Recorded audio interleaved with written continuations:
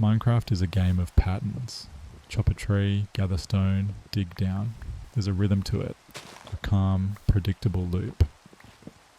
It's part of what makes it so relaxing. But sometimes, if you stay in that rhythm too long, you start to notice when something feels off, when the world doesn't quite follow the rules.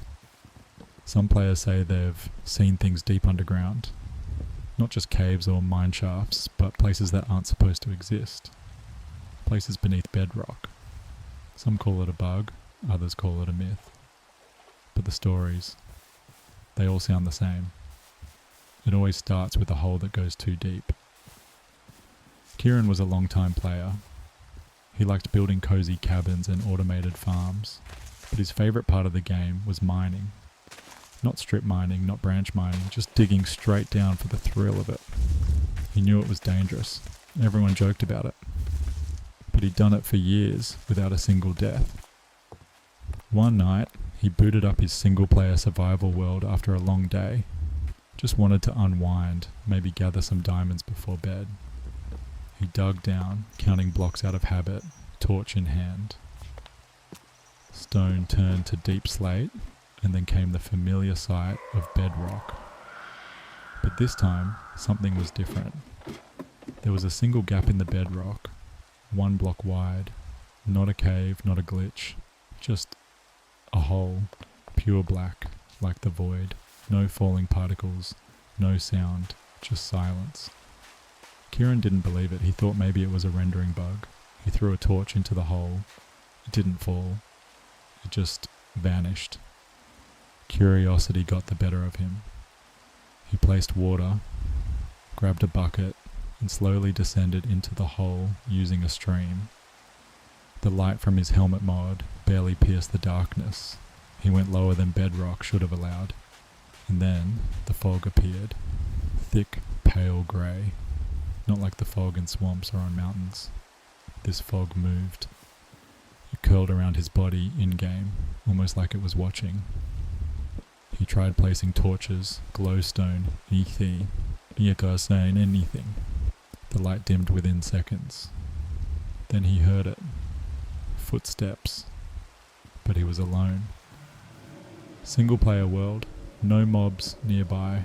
Just the crunch of boots on gravel echoing below him. Getting closer.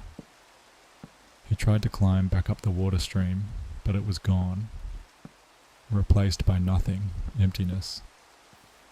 The screen glitched. His inventory flickered. Items blinked out one by one. First his tools, then his armor. Finally the fog covered the screen entirely. And then the game crashed. When he reopened the world, it was gone. Deleted. Some say it was a mod conflict. Others think Kieran lied. But that world, it never came back. And ever since, other players have started finding tiny holes in the bedrock. No one digs down anymore. The village that builds itself.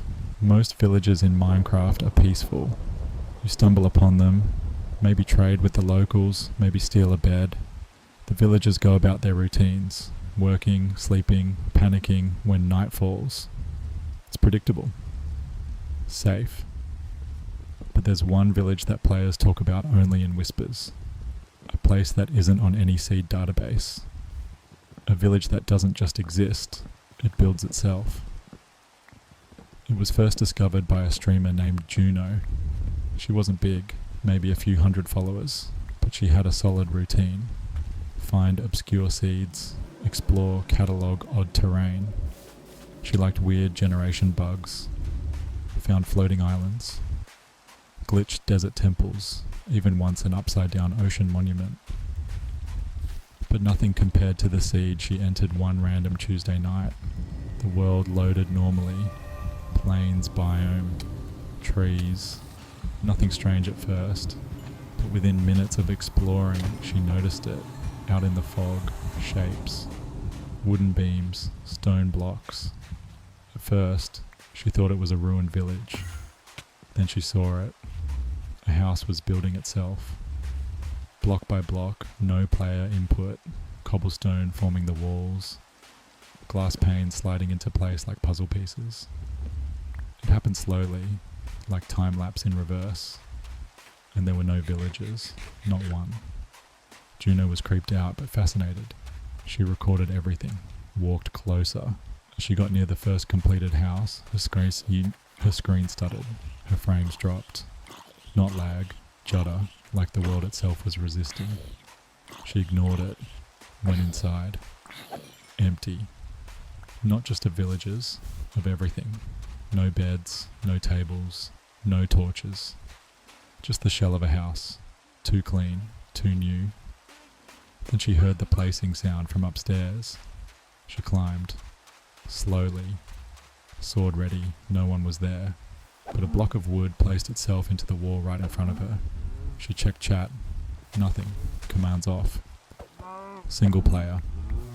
Then the village bell rang. It wasn't night, no raid, no mobs, just the bell, on its own. And in that moment, her render distance seemed to flicker, because beyond the house she'd entered, dozens more were forming, all at once. Whole chunks of village springing into existence. She ran, back the way she came, but the path was gone, replaced by more houses, rows of them, perfectly aligned, all identical. She tried to quit the game, escape, but the button was greyed out.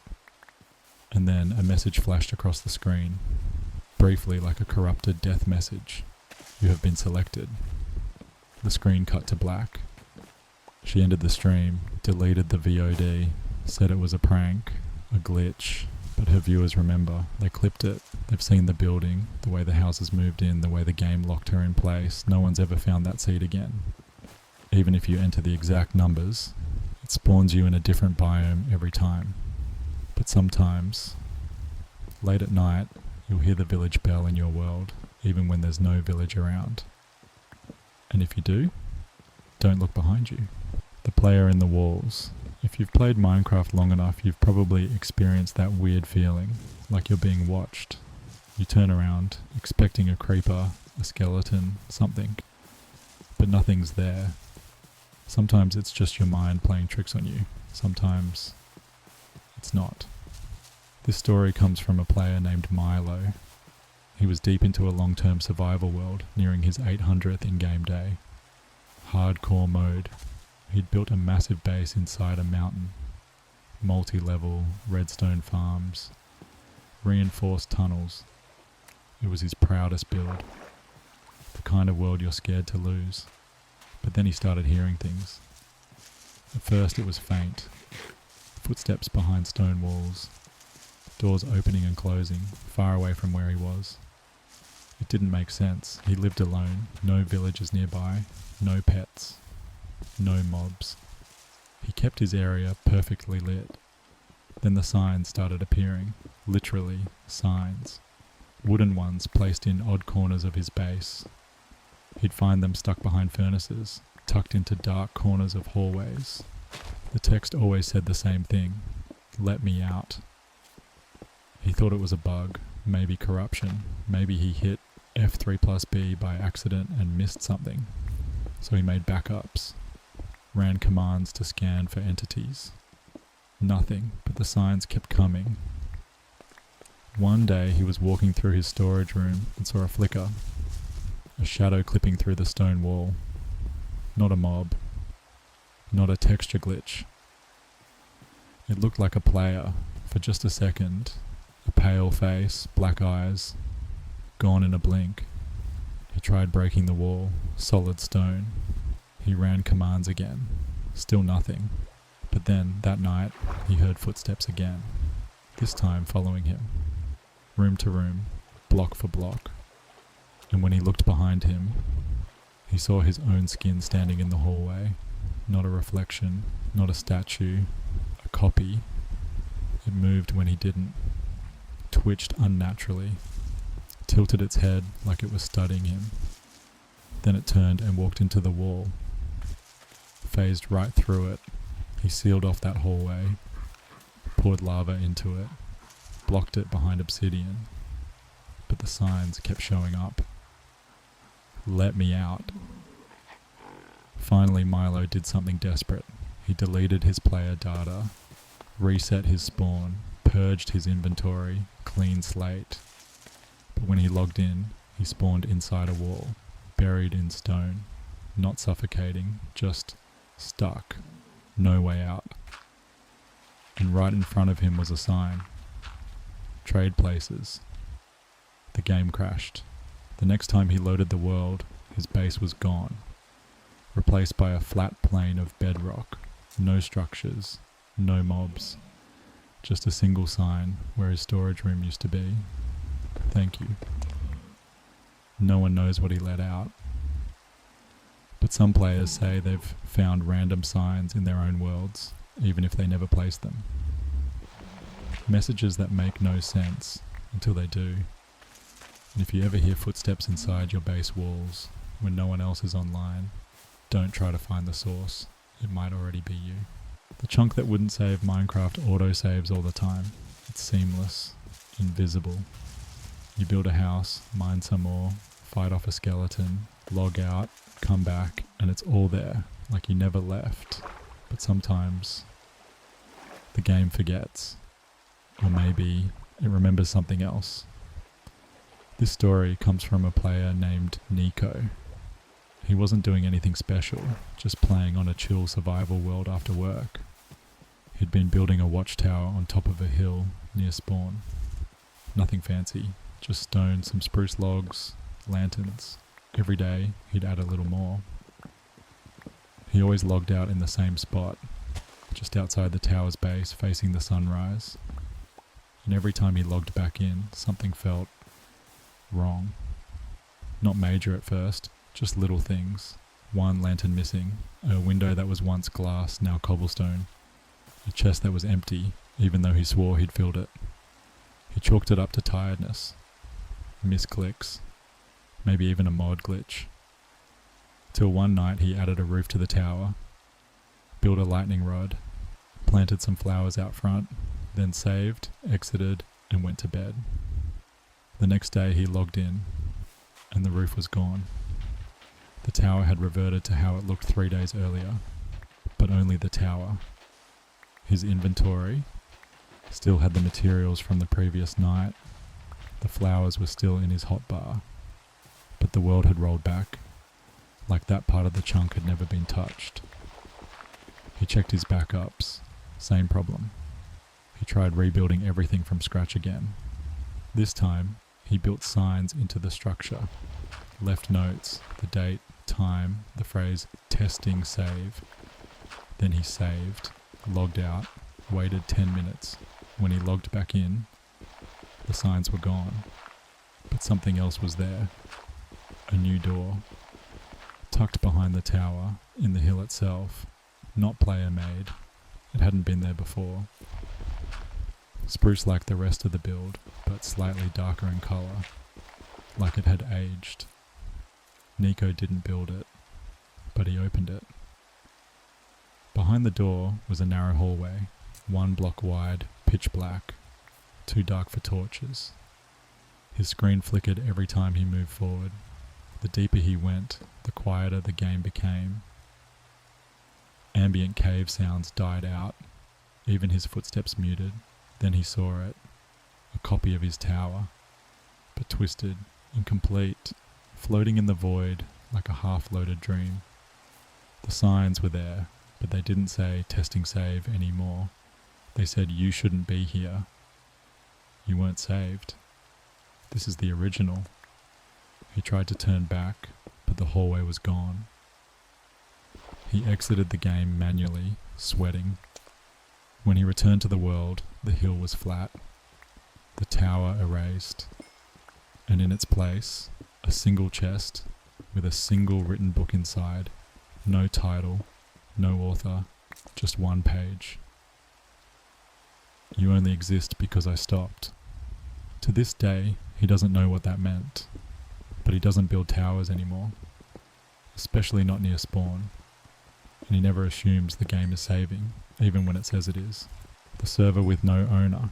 Public servers come and go. One day they're booming with players, and the next they vanish, shut down, abandoned, forgotten. But there's one server that doesn't follow that pattern, because no one knows who runs it. It's called the Back Hollow. That's the name it shows in the multiplayer menu. It appears randomly, only sometimes, between your usual servers. No IP address, no player count, no description, just the Back Hollow. Join us. Most players scroll past it, assume it's a bug, but every now and then someone clicks. One of those players was Eva. She wasn't a noob. Been playing for years, ran a realm with friends, coded her own plugins. She knew the back end of Minecraft inside and out. So when the server popped up in her list one day, she was curious. Thought it might be a rogue mod or leftover dev server from a project. So she joined. It was nighttime in-game with heavy fog. No spawn area, no welcome message. Just a forest, twisted oak trees, blackened leaves, vines that didn't sway. She typed /list. One player online, Caretaker. She typed hello. No response. She explored a bit. The world felt off. The lighting was wrong, too dim even with brightness on max. There were no mobs, no animals, no music, just the sound of her footsteps and an ambient wind that didn't quite match any biome. Then she saw a house in the woods, small, primitive, wooden walls and a stone roof, barely lit by a single lantern inside. The door was open. Inside was a crafting table, a bed and a single chest. She opened it. Empty. But as soon as she turned around she saw it. A name tag. Just outside the window. Hovering, unmoving, Caretaker. She backed away from the chest, looked out the window, no one there. Then the chat lit up. Caretaker, do you like your new home? She typed back, who are you? No reply. She left the house and tried to log out. Didn't work. The escape menu wouldn't open. She tried disconnecting, force quitting, nothing. Her keyboard still worked, but the game wouldn't let her leave. The trees began to shift. Blocks reformed around her. The world started pulling in. Fences grew where there had been none. The forest seemed to close behind her as she ran. When she tried digging, the blocks reset themselves instantly. She typed again. Let me go. The chat box opened on its own. Caretaker, you joined. Now you stay. That's when she noticed her skin was changing. Bit by bit. Her hand, now visible in third person, had gone pale. Eyes black. Just like the figure she saw outside the window, she closed her laptop, disconnected the internet.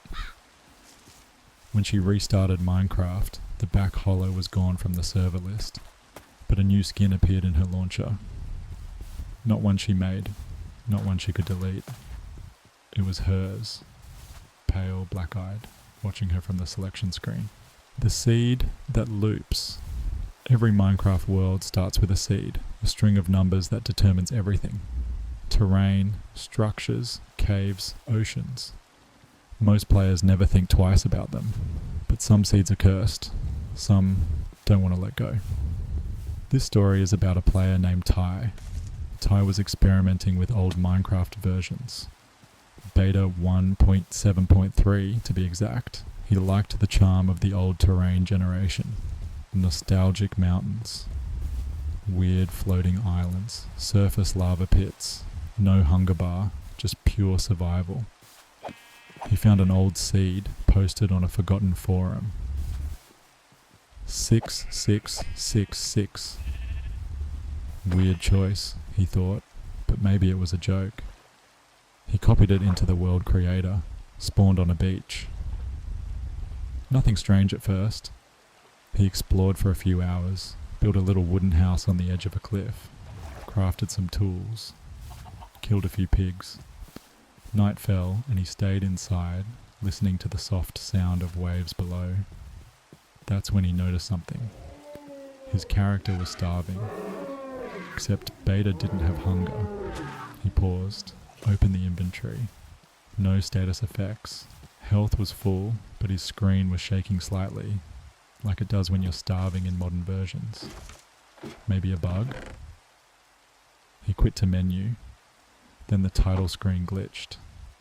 Instead of Minecraft Beta 1.7.3, it said, version. He tried reloading the world, spawned in the same spot on the beach. His house, gone. Everything reset.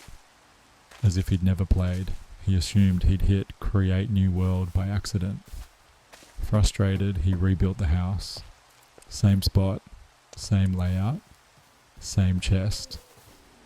But that night, he noticed something else. The pigs he had killed the first time, they were there again, in the exact same spot, moving the exact same way. He tested it, waited a few seconds before approaching the next pig, watched it turn. Same movement, same moment, the world was looping. He tried breaking things, marking landmarks, leaving signs.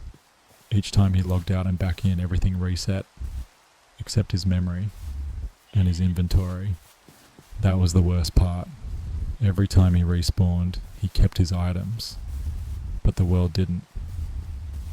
Trees he chopped reappeared, chests he emptied were full again, but his hand still held the same axe, same stake, same block of obsidian he hadn't mined yet, until one login, when the sky was blood red, not sunset, all the time.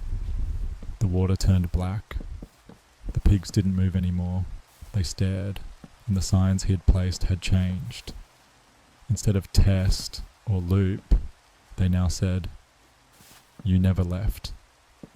You were always here." He deleted the world, deleted the version, deleted the entire Minecraft folder. When he reinstalled and opened the launcher, the world was still there. No name, no seed, just a date. The same one he first spawned in. The more he deletes it, the more it returns. And every time he opens it now, the red sky comes a little sooner. The entity in spectator mode. Everyone knows spectator mode is safe. You can fly through blocks, explore caves, watch mobs, all without risk. You're invisible, untouchable, just a ghost observing the world. But what happens if something sees you back? This happened to a builder named Ronan. He ran a massive creative server, world edit tools, custom terrain, whole cities crafted by hand.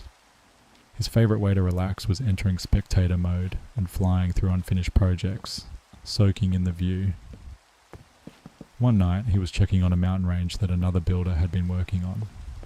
Huge cliffs, deep valleys, intricate cave systems. He dove beneath the surface, admiring the natural generation. No mobs were enabled, strictly creative, strictly clean. Then he saw it. At first it looked like a name tag, floating deep underground, below even the bedrock level. No one else was online, but the tag read, "Observer." He thought it was a glitch, maybe a leftover marker from a plugin. He flew toward it. It moved, not in a straight line, away from him, fast, into a wall, through solid stone. He chased it, dipping through rock and void, the game stuttering slightly. The name tag stayed just ahead, slipping around corners like it knew he was following. Then it vanished. He stopped, waited, nothing. Until a chat message popped up, one he didn't type. "Observer. Stop watching." He checked the server logs. No one else was connected. He teleported to 0 safe zone. But when he tried to switch back to creative mode, it didn't work. The game still said he was in spectator, but his screen looked normal again. Inventory visible. No flying. He was stuck in between. He tried forcing the mode with commands. /game mode creative, /game mode spectator. Nothing changed. Then his camera began drifting. He wasn't touching his mouse. It slowly rotated, panning downward toward the stone beneath his feet. His screen dipped into the blocks without him pressing anything, slowly at first, then faster, like he was being pulled through the world. He passed through the underground layers, the caves, the lava pools, until he reached bedrock, and kept going. Deeper than he should have been able to go. Everything went black.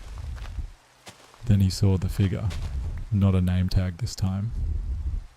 A humanoid shape hovering in the void, barely textured, like a skin made of static. Its head twitched violently, like frames skipping. It stared at him though it had no eyes. Then his game froze. When he rebooted the server, the entire world file was corrupted. Wouldn't load, wouldn't repair. But there was a new folder in his saves directory. Watcher inside, one file, a screenshot of his player's face in full spectator mode transparency, and behind him, barely visible, a second face, grinning. The librarian who doesn't trade. Villager trading is simple. You find a librarian, you level him up, you get books, sometimes even rare enchantments if you're lucky. They follow a clear routine. Work at the lectern, sleep, panic when a zombie shows up. But in this story, one librarian broke the rules, and he wanted something you couldn't give. This tale came from a player named Lyra, who stumbled upon a village tucked between a taiga forest and a snowy mountain. It wasn't marked on any seed map she'd seen, and the buildings were oddly spaced, almost maze-like. The paths wound between jagged trees, and no two houses were the same size. She noticed something else too. Every villager was a librarian, dozens of them, all wearing the same white robes, all walking in silent, perfect formation. No farmers, no butchers, no golems, just librarians. It was unnerving, but also intriguing. Lyra loved collecting enchanted books, so she started checking their trades. Mending? No. Unbreaking? Nope. Every librarian offered the same book. No title, no enchantment, just a book with a plain name. Read me. She bought one expecting a written book, maybe an Easter egg from the devs of a mod pack. But when she opened it, it was blank. Every page. She tossed it, but when she turned around, there was a new villager standing directly behind her. Closer than the others, no name, just staring, holding a book out toward her. She backed away. The book floated from his hands into her inventory, no pickup sound. Just appeared, same title. Read me, same blank pages. She tried to leave the village, but the fog started rolling in, thick and white, matching the villagers' robes. Her render distance tanked. Even maxed out, she couldn't see more than 5 blocks ahead. No matter where she ran, she ended up back at the same central structure. A long library building with no windows, just rows and rows of bookshelves and a lectern at the far end. There the head librarian stood. He looked like the others. Same robe, same face, but his eyes were red. She walked up to the lectern. There was a book waiting for her. She opened it. This time there was text. Page 1. You must finish the story. Page 2. You started it, now write the rest. The rest of the pages filled in on their own, one after the other, in real time.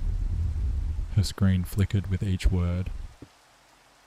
She tries to leave, but the fog closes in. She cannot escape. She slammed her ESC key. Nothing happened.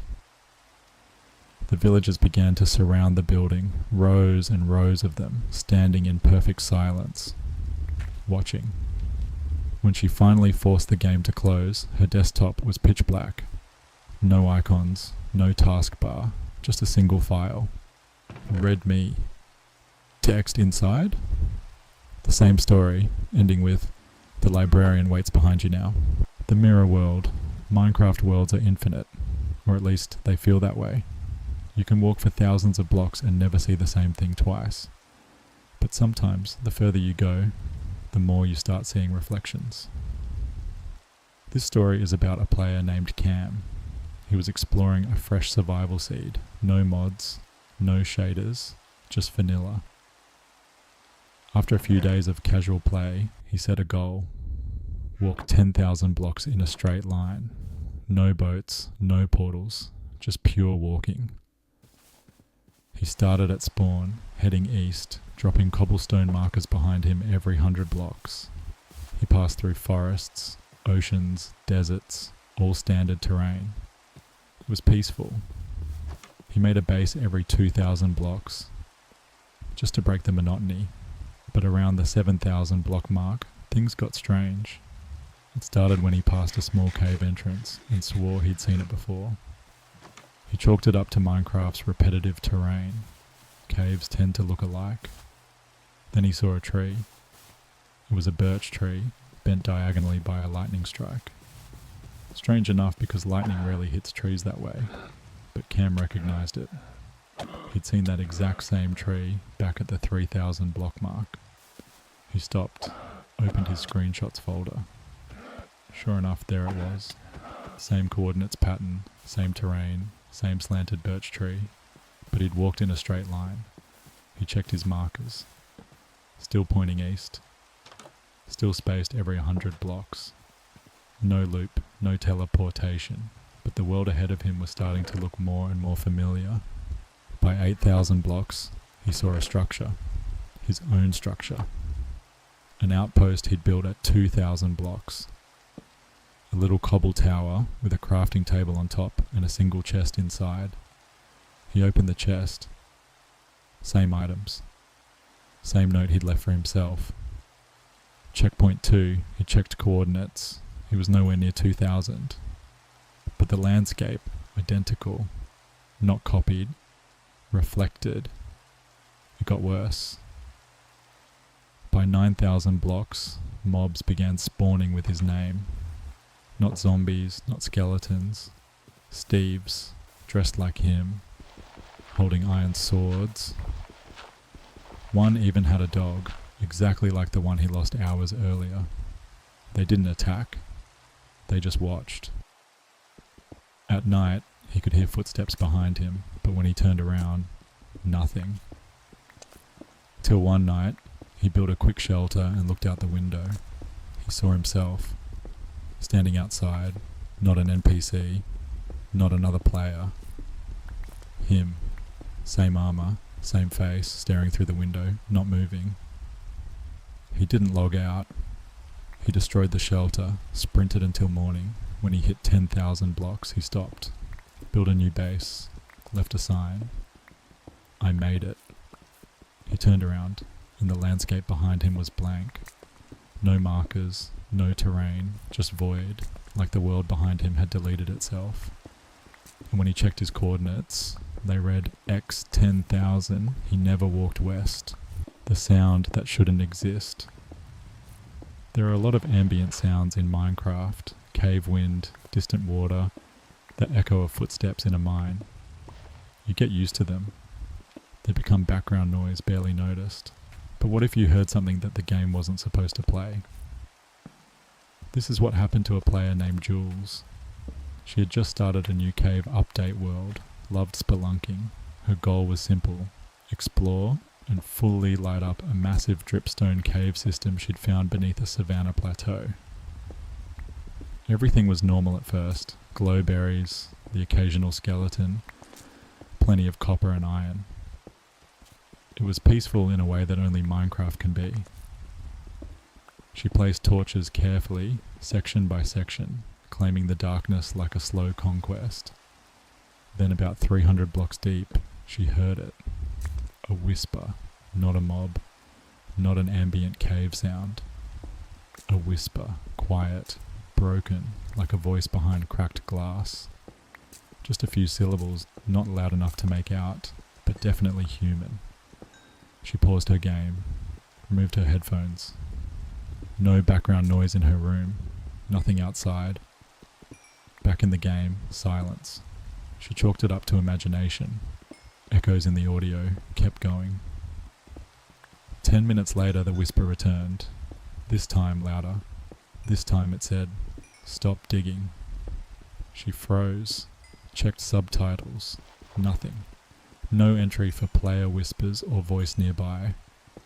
She checked for hidden files, resource packs, audio mods. The install was clean. She recorded a clip and played it back. Nothing. No whisper. But when she played again, in real time, it returned. Now a full sentence. You're waking him up. Jules was a rational player. She debugged her own redstone. She wasn't scared easily. But this got under her skin. Still, curiosity pushed her forward.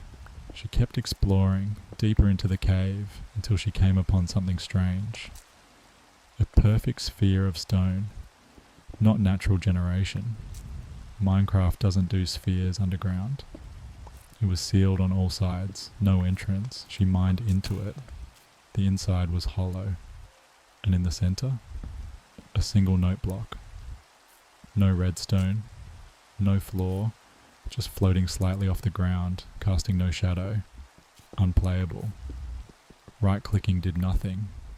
In the moment she stepped inside, the whisper became a scream. Not loud, but intense, like it was inside her skull. Layers of broken sentences overlapping, distorted like corrupted audio files being mashed together. He's awake now. Don't let the light touch. Was never a player. She placed a torch. It went out instantly. The light didn't fade. It blinked out, like the darkness ate it. Panicking, she ran. Back through the tunnel, dropping torches, none of which stayed lit. Eventually she reached the cave entrance. As soon as she stepped into sunlight, the whispers stopped. But from then on, every time she logged into any world, even peaceful ones, she'd occasionally hear that voice. No pattern, no warning, just a soft, broken whisper. Don't go back. The painting that watches. Paintings in Minecraft are harmless. Decorative, random, sometimes funny, they add life to a base. A splash of personality in a pixelated world. But there's one painting that shouldn't exist, and it doesn't appear in the creative inventory. This is what happened to a builder named Cade. He was designing a haunted mansion map for a server Halloween event. Cobwebs, secret doors, redstone traps, the usual spooky aesthetic. To give the room some character, he started placing paintings throughout.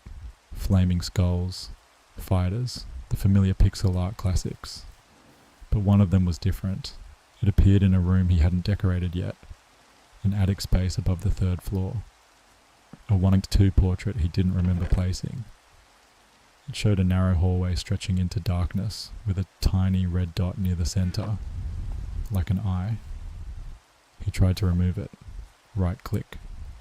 Nothing. Punch. Nothing. Even breaking the wall behind it didn't work. The painting floated in place, unattached to any blocks. Cade thought it might be a corrupted texture or a resource pack issue. But when he checked his folders, no trace of it. No custom paintings loaded. No modded assets. He shrugged it off. Took a screenshot, planned to ask for help later. That night, while testing the map in spectator mode, he passed through the attic room again. The painting was gone. But the hallway it showed, it now existed behind the wall where the painting had been. Stone bricks lined the passage, identical to the image. The red dot pulsed faintly in the distance. Despite the dread crawling up his spine, Cade flew down the corridor. After about 30 blocks, it opened into a room. Small, empty. Except for a painting. Same one. This time, it showed him, standing in front of the attic wall, looking confused, frozen in that moment from earlier. He backed away. The painting's version of him backed away too, delayed by about half a second. He switched to creative and tried to destroy the painting again. Still nothing. Then the game crashed. When he reopened the world, he spawned in the hallway room. Not in the mansion. The painting was still there. But now it showed a new image. Him asleep in his real-world room. His desk. His monitor. A nearly perfect recreation, down to the clock on his wall. He alt-tabbed in panic, checked his webcam. It was off. Unplugged.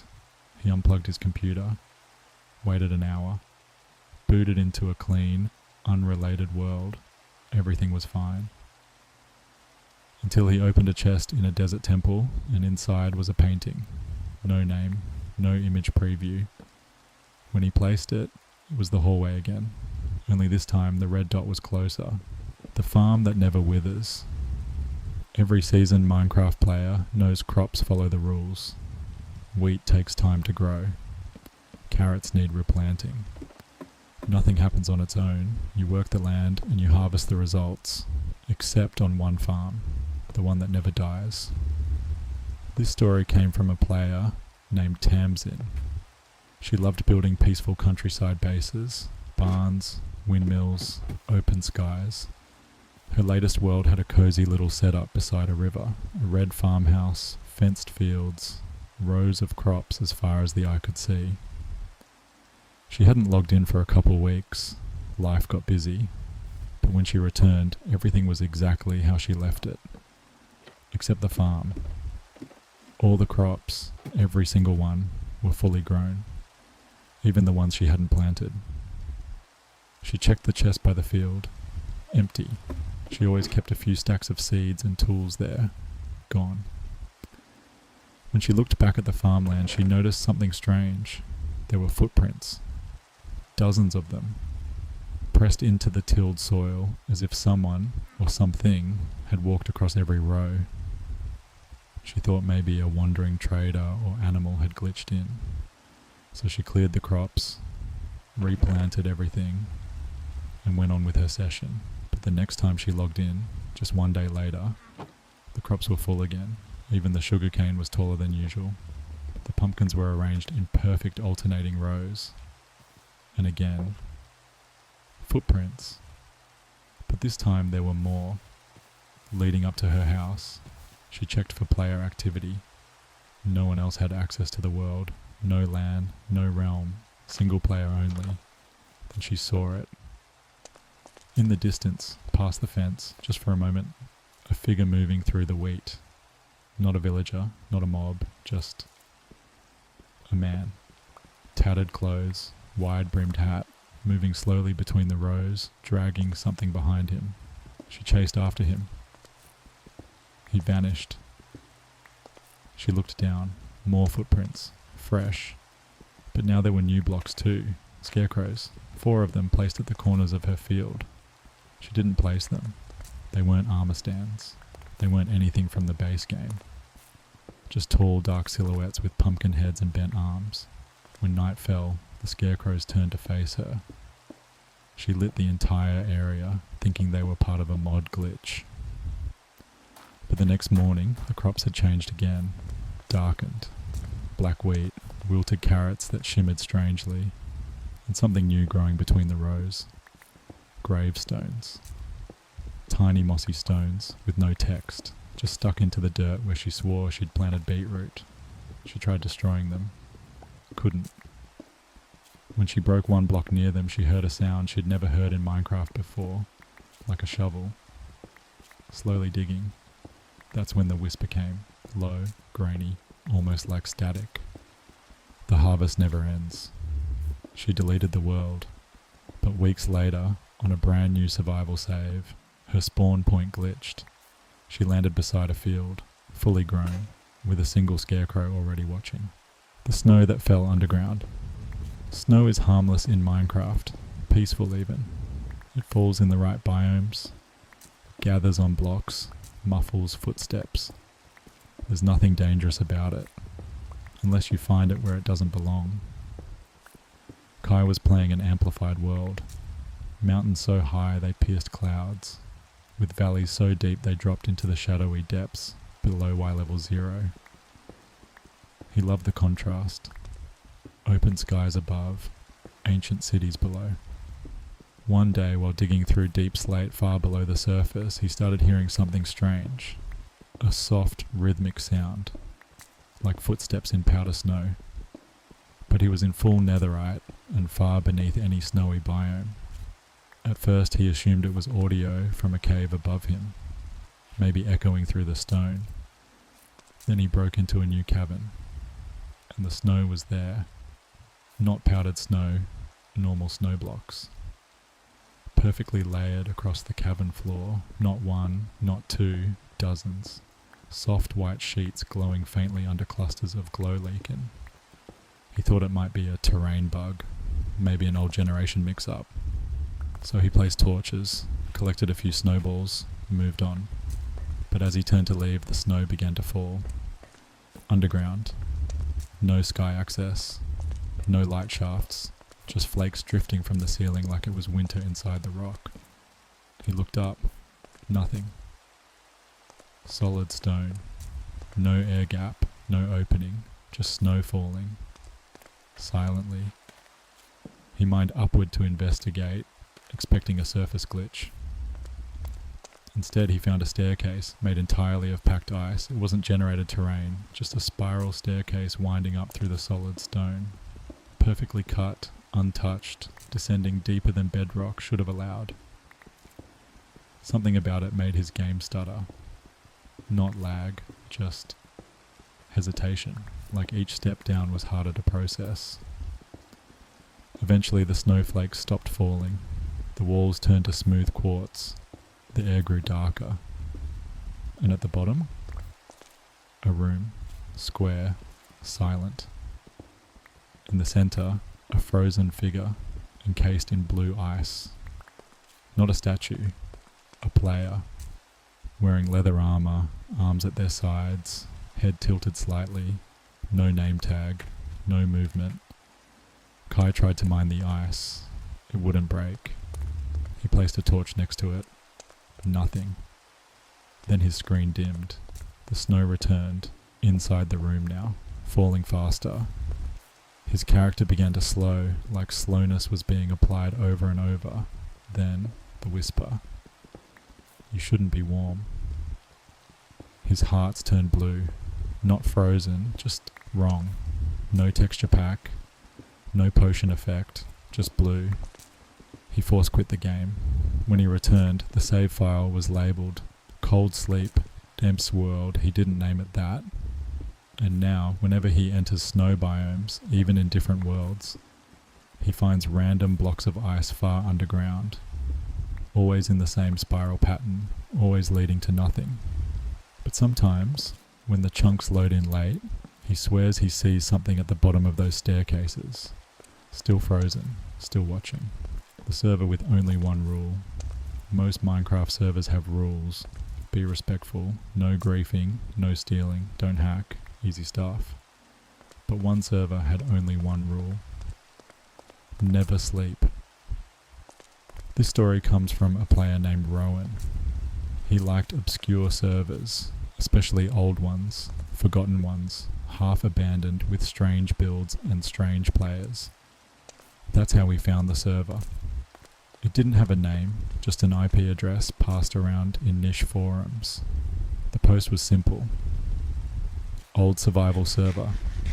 Vanilla, keep inventory on. Only one rule, never sleep. Rowan thought it was a joke. He joined, expecting chaos, but the world was oddly normal. A sprawling forest biome, thick with vines and mushrooms. Players were active, around 10 online. All of them friendly, but quiet, focused. Everyone built simple wooden homes. No elaborate redstone, no nether portals, just farming, fishing, watching the sky. He asked about the rule in chat. Rowan, so what happens if you sleep? No one responded. He let it go. That night, phantoms came. As expected, he stayed awake, fended them off, kept working on his base. But the second night, something strange happened. The sky didn't just darken, it deepened. The stars began to move, not in their normal arc, spiraling, slowly twisting like they were circling a drain. The phantoms didn't spawn this time. Instead, the music changed. Minecraft's normal ambient tones were replaced by something low, dissonant, almost like breathing. He asked in chat again. Rowan, anyone else hearing that? Still no answer. Then he saw a player nearby. Username, Sleeper. He hadn't seen that name in the player list. The figure wasn't doing anything, just standing by the edge of the trees, watching, head tilted slightly. Rowan approached, but the player vanished. He opened the bed in his house just to test. He wasn't planning to sleep, just curious. Hovered over it. The screen flickered. You were warned. He clicked it anyway. The screen faded to black, then loaded back in. Only now the world was different. The colours muted, the trees twisted, the fog thick, almost tangible. His house was gone, replaced by ruins, and there was a new message in chat. Sleeper, they all broke the rule. Rowan ran through the forest, trying to find another player, but there were none. The tab list was empty. Even the spawn area was buried in vines and cobblestone. Signs littered the ground. Most were unreadable, but one stood out. Never sleep, never wake. Then came the sound, low, crawling footsteps behind him. He turned. The player was back. Sleeper. But this time it moved. It ran straight at him. No weapon, no animation. Just sprinted through trees, through stone, unstoppable. Rowan disconnected. When he tried to rejoin, the server was gone. The IP no longer worked. But now, in his single-player worlds, beds won't function. They all say, you've already slept. The disconnected world. When your internet cuts out during multiplayer, Minecraft gives you a simple message. Disconnected from server. It's not scary. It's routine. You hit reconnect and you're back in. But one player got disconnected and never came back to the same world. His name was Eli, and he was playing with two friends on a private realm. They were building a sky city. Huge floating platforms, connected bridges, glass towers stretching above the clouds. Every evening they'd hop on, make some progress, and log off with screenshots and laughter. But one night, Eli's screen froze. He was placing stone slabs along the edge of a bridge when the game suddenly lagged. Blocks stopped appearing. Mobs froze. Chat went silent. Then the message. Disconnected from server. He checked his connection. All good. The realm still showed as online, so he clicked reconnect. It worked, but the world was off. Everything was foggy. The sun was stuck mid-sky, unmoving. The build was still there, sort of. But parts of it were missing. Chunks of the glass towers were gone. The clouds were static, frozen like paintings. And worst of all, there were no other players online, even though his friends had just been there. He checked the player list. Empty. Chat. Disabled. His hotbar still had his tools, but his name was different. Where it normally read Eli Builds, it now read Guest Zero Zerobin. That's when he noticed something floating in the distance. Not a player, not a mob. A boat. Hovering mid-air, slowly drifting through the sky like it was following an invisible river. Inside the boat sat an armor stand, posed in a sitting position. No armor, just a name tag above its head. Replica. Eli flew over using Elytra, but the boat kept gliding just out of reach, dipping into a fog bank. He followed it, desperate for answers, or at least signs of life. But the further he flew, the more distorted the world became. Floating islands began to break apart mid-air, leaves disconnected from their trees. The textures of blocks started warping. Iron blocks looked like warped planks. Stone flickered between mossy and cracked. He turned around. The city was gone. Nothing but empty sky. Then a message appeared in chat. He didn't type it. You are still here because they left. He typed back, what is this? No reply. The boat reappeared, this time beneath him, rising slowly until it was level with his feet. The armor stand was now holding something, a book. He opened it. Every server needs someone to stay behind. welcome to the disconnected space. Eli immediately exited the game, called his friends. None of them had ever seen him online that night. To them, he never reconnected. But to this day, if anyone opens the player list on that realm, there's a glitch, a blank entry, no name, just a ping of 0 Ms, always online. The door that wasn't placed. Doors in Minecraft are simple. You craft them, place them, walk through them. They creak open and shut, perfectly predictable. But sometimes, a door appears on its own. Rhea was a redstone engineer, one of those players who loved the logic side of Minecraft, clocks, traps, auto farms. Her base was a mechanical wonder tucked into the side of a savanna cliff. Clean builds, labelled chests, everything symmetrical, which is why it stood out immediately. The door, it was oak. Nothing fancy, but it wasn't there before. It stood in the middle of a hallway she had just finished. No redstone mechanism nearby, no blocks out of place, just a door, centered, closed. She checked her server logs. She played solo on a private server hosted on her own machine. No one else could have joined. Still, she assumed it was a misclick.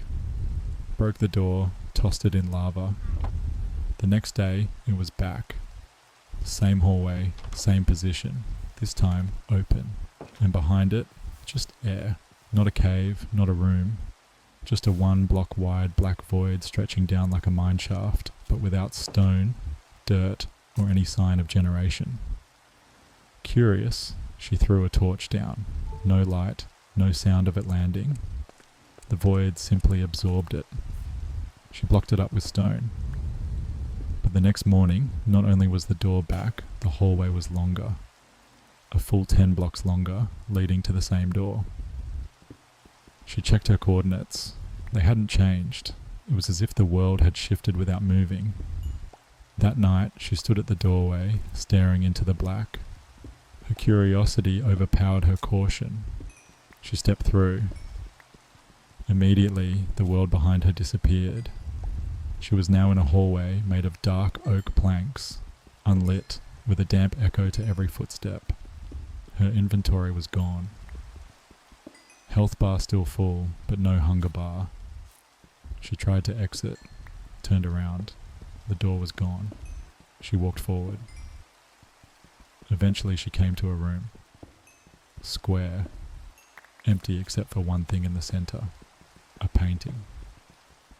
It showed her base viewed from above, as if taken from spectator mode. But something was wrong with the image. Her base was on fire. She stared at the painting. It blinked, then flickered to another image. Her, standing in front of the door, now. She backed up. The painting followed. Every time she moved, the image updated, like it was watching her in real time. Suddenly, the walls of the room began to narrow, not collapse, close in like shifting blocks. She sprinted, trying to find the hallway again. Found another door, this one made of iron. It didn't open. Then came the whisper, "We only open what's placed." She woke up in her base, standing motionless at the door again. But her player skin was different now. The eyes were closed. And every time she breaks the door now, it doesn't drop. It just waits. And the hallway gets longer. The backup that wasn't yours. Every cautious player makes backups. Before trying a risky redstone build, before updating a world, before venturing into the end, you back it up. Just in case. But what if the game backed itself up? Without you? This is what happened to a player named Jonah. He was working on a large-scale Nether Hub project in his hardcore world. Meticulous, structured, multiple backups across drives. He even labelled them by date. One night, he was tired but decided to log in for just a few minutes. Refine the gold farm, maybe rewire a few hoppers. The game loaded up normally. He appeared on his obsidian platform, lava all around, piglins squealing in the distance. Then he noticed something strange. His player was already standing on the platform, as if he was in third person. He opened the menu, checked settings, everything normal. But when he moved, his player didn't. The screen jerked, then snapped back to the usual first-person view. The other version of himself was gone. Just a visual bug, he told himself. Until he opened his backup folder later that night, looking for an old schematic file. There was a new folder. Restored 04119. That was today's date. He didn't make that folder. Inside it, a full backup of his world, but different. He loaded it out of curiosity. Spawned in the same place. Same armor, same inventory. But the world was off. The piglins didn't move, lava didn't bubble. Particles were frozen mid-air like a screenshot. He checked the overworld. His base was there, but every torch was unlit. Every item frame was empty. Maps were blank. He checked a chest. It opened. Empty. He turned around. There he was again, himself, standing silently behind him wearing the same armor. Only this time, the name tag above his head didn't say Jonah. It said, "You left me." The moment he stepped forward, the world glitched, hard. Chunks unloaded in geometric patterns. Trees flickered into corrupted nether textures. The sun froze mid-sky, then reversed direction. And the chat box opened without his input. You moved on, I stayed. He exited the world, deleted the folder, but when he opened his actual live backup, his original one, it had changed too. His spawn point was different. Every chest had the same message on a written book inside. You shouldn't have saved me. He checked the new folder's properties, created 6 minutes before he launched the game. The world backed itself up before he logged in. Now, every few days, a new restored folder appears. Each one slightly different. Each one closer to matching his current world perfectly, but always with one file inside labeled player data duplicate.dat. And if he opens that world, the other version of him is always there, waiting. The block that couldn't be broken. Some blocks in Minecraft are indestructible. Bedrock, barrier blocks, command blocks in survival. That's part of the game's logic. Everything else, you can mine it, except this one. It was just a stone block, right in the middle of an ordinary cave. Nothing special about it, but it wouldn't break. The story comes from a player named Dana. She was on a casual survival playthrough, cave diving near spawn, when she came across a strange 1x1 pillar of stone jutting up from the cave floor. Looked out of place, too smooth, too centered. She tried to mine it. Iron pickaxe? Nothing. Diamond pickaxe? Still nothing. The breaking animation would start, then freeze halfway through, like the block was resisting. She figured it might be a block from a protected structure. Maybe she accidentally stumbled into an old stronghold chunk. So she dug around it. No structure, no dungeon, no spawner, just the block. Perfectly alone. Then she placed a torch on it. The torch fell off. She tried water. It flowed around the block, not over it, like it was immune. So she saved and quit, planning to report the bug later. But when she loaded back in, the block was gone. And in its place, a chest. No lock. No trap. Inside, one item. A renamed stone block called Do Not Touch. She didn't place it in her inventory. She just hovered over it. And her screen glitched. Everything went black for a moment, just a flicker.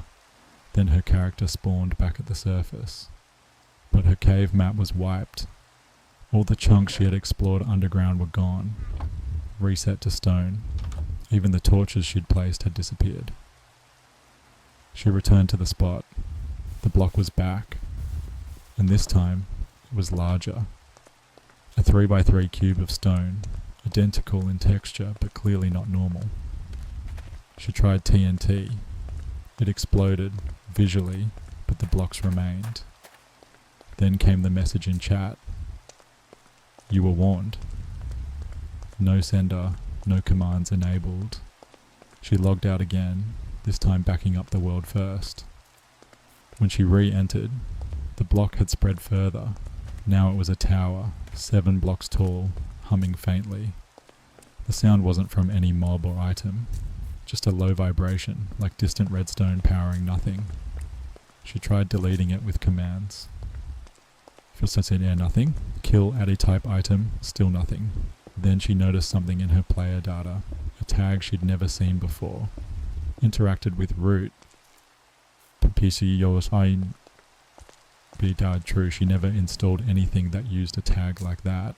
And when she spawned a new world entirely, just to reset, the block was there, at spawn, just one. Just watching. She's deleted the game, reinstalled it, changed accounts, changed computers. The block always comes back, and every day she logs in, it's just slightly bigger. The world that loaded too fast. Minecraft worlds usually take a few seconds to load, long enough to see the generating terrain message, maybe hear some ambient menu music. But for one player, the world loaded instantly, and that was the first warning sign. The player's name was Micah.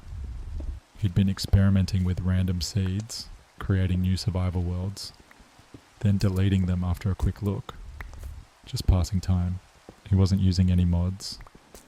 No data packs. Pure vanilla. He clicked create new world. No delay. No loading bar. Just darkness. At first he thought it was night, but there were no stars. No clouds. Just pitch blackness and the sound of footsteps, his own echoing off invisible walls. His coordinates said X, 0, Y, 0, Z, 0, which didn't make sense. He tried placing a torch. It vanished from his hand, but gave off no light. He jumped, landed on something solid, but there were no blocks in his hotbar, no inventory sound, no UI at all. Like the game was still booting up, but he was already inside. Then came the first sound, a heartbeat, slow, distant, not in-game music, not a mod, just a heavy, steady thump that shook the invisible space around him. Then a message appeared in chat, not white like normal chat, but red. World seeded, he typed hello, no response. Then another message. You are the seed. Micah opened F3, hoping for clues. Every stat read 0. RAM usage, memory, ticks per second. But under biome, it said null layer root germination. He closed the game, or tried to. His ESC key did nothing. The pause screen wouldn't open. He alt-tabbed, still stuck. Eventually he hard shut down his computer. The next time he launched Minecraft, the world selection screen was different. Every save slot now read germination, started, no dates, no icons. Just that word. He clicked one. Loaded instantly again. But now there was terrain, twisted versions of normal Minecraft blocks, dirt with breathing animations, grass that pulsed like veins. The trees were black, with leaves that twitched in the wind, even though there was no weather. And on the horizon, he saw a structure, a giant, cracked egg. Pulsing slowly, he ran toward it, but the terrain shifted beneath him. Blocks moved, subtly reorienting themselves, always guiding him back to spawn. And at spawn, now, stood a single carved sign. You are the beginning. You must finish growing. Then his inventory opened by itself. One item inside. A renamed seed. Myself.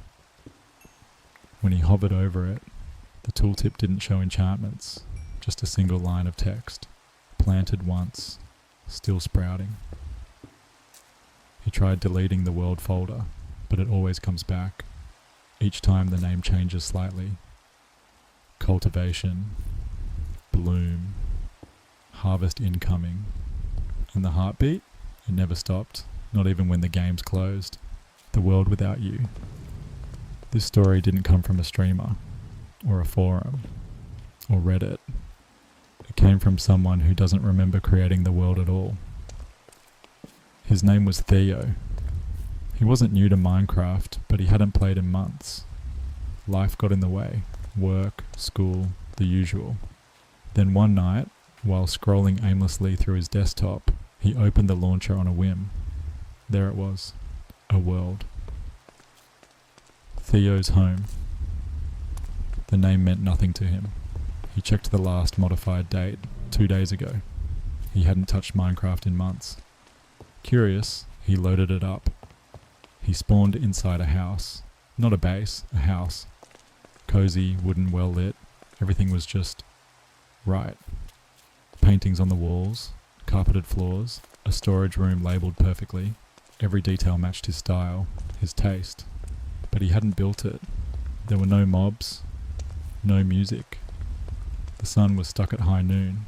He explored the house slowly, wondering if this was a leftover world from long ago. Then he opened a chest. Inside, journals, written books, all authored by Theo. Each one detailed the days he'd spent in the world. Farming, fishing, mining, even dreams he'd had. Specific ones. On the third book, the entry ended with, "I saw myself today." He went outside. The area around the house was uncanny, familiar but not generated, as if someone had handcrafted a terrain to feel perfectly natural, but it didn't quite follow Minecraft's usual logic. He found a map room, 5 item frames on the wall, filled with maps of the surrounding land. One map had a red marker labelled U, not player, not home. U. He broke the item frame. The map stayed floating in midair. He took it. When he opened it, the house was no longer there, just a black smudge where it had been. The ground around him began to darken. Slowly, like a spreading shadow, the grass turned grey, the trees lost their leaves. The house, behind him, had vanished. He typed in chat, "Tippy Theo." Nothing happened. Then, "You are already here." Another message followed, "You were never the player." His health bar vanished, then his hand, then his inventory. He could still move, but he was invisible. He pressed ESC, no menu, paused the game with Alt plus F4, but the world didn't close, just faded to black. Then it loaded again. Same world. Only now he was looking at the house from outside, through a window, and inside was himself, Theo, sitting at a desk, writing in a journal, living a quiet Minecraft life. Unaware. The screen flickered. New objective appeared at the top. Observe without interfering. He tried to move. Couldn't. Tried to speak. Nothing. He could only watch. And every time he logs in now, more time has passed in the house. The farm grows, the books fill, and Theo is still there, living a life that was never his. Because in that world, you are not the player, you are the ghost. Have you ever felt that you were not alone in your Minecraft world? In the silent halls of an abandoned mine, or the eerie stillness of a foggy forest, many players have reported a chilling sight. A lone figure at the edge of render distance, white eyes glowing from the darkness.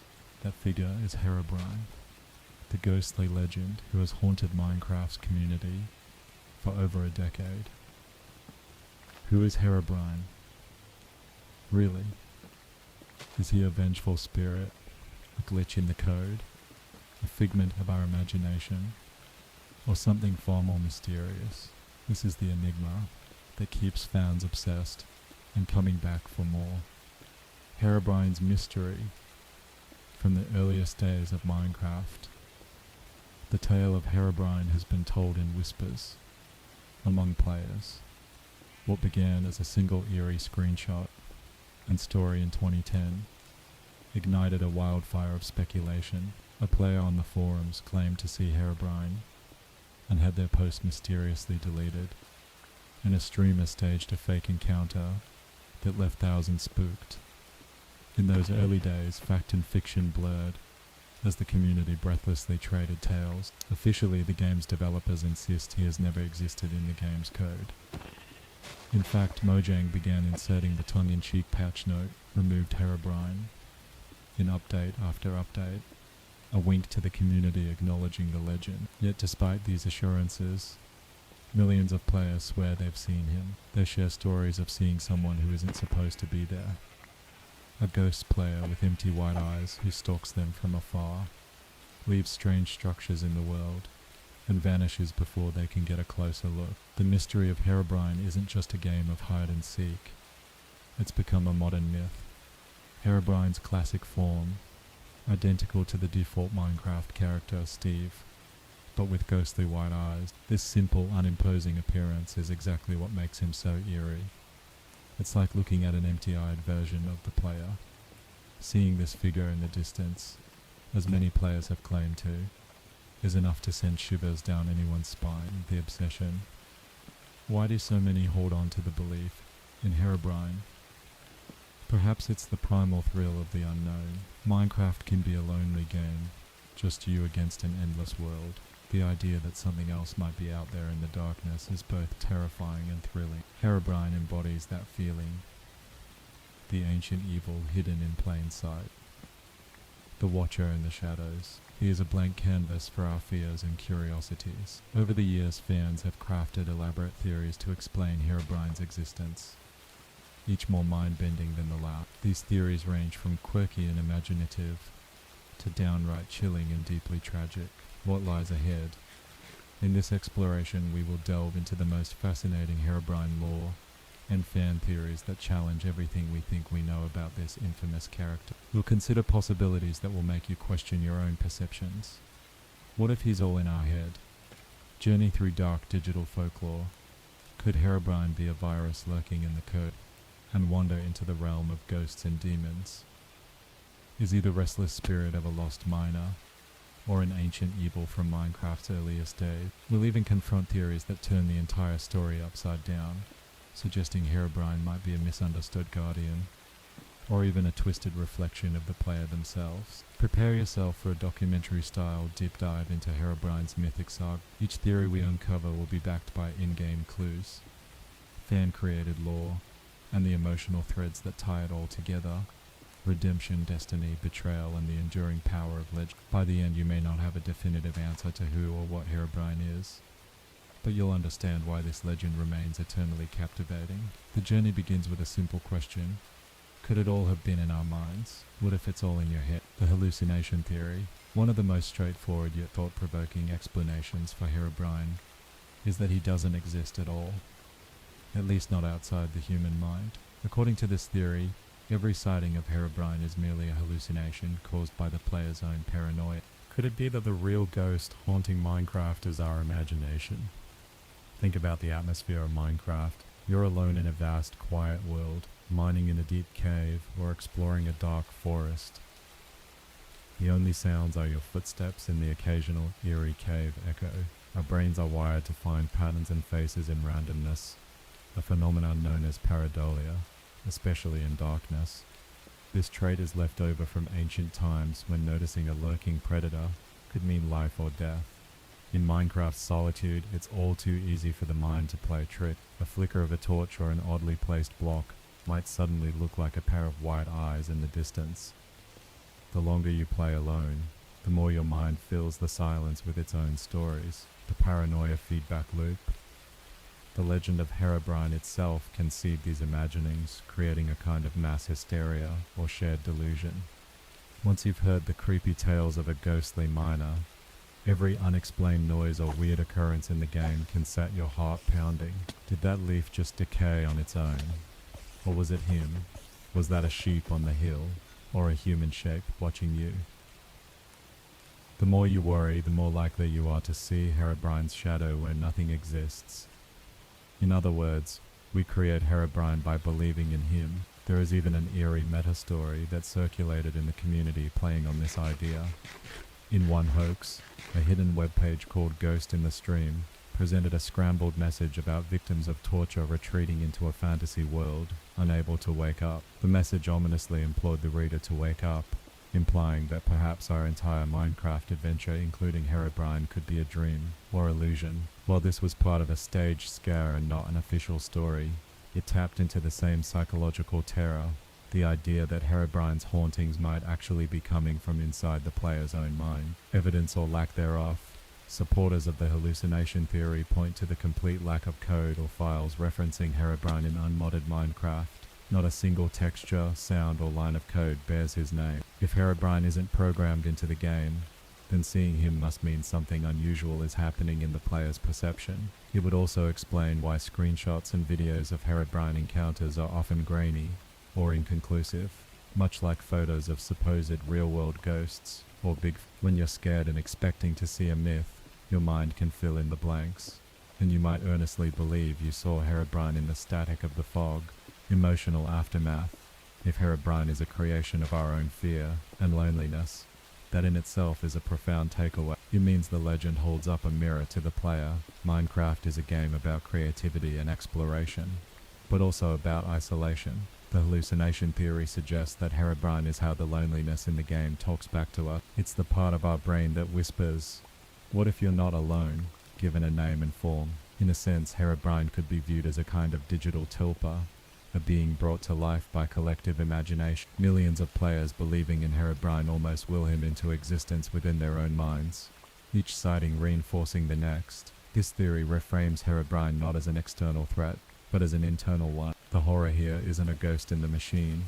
It's the idea that our minds can conjure nightmares and impose them on reality. It's a quiet psychological horror, a reminder that sometimes the scariest monster is the one your mind creates when left in the dark. Yet as logical as the hallucination explanation might be, it's not enough for many.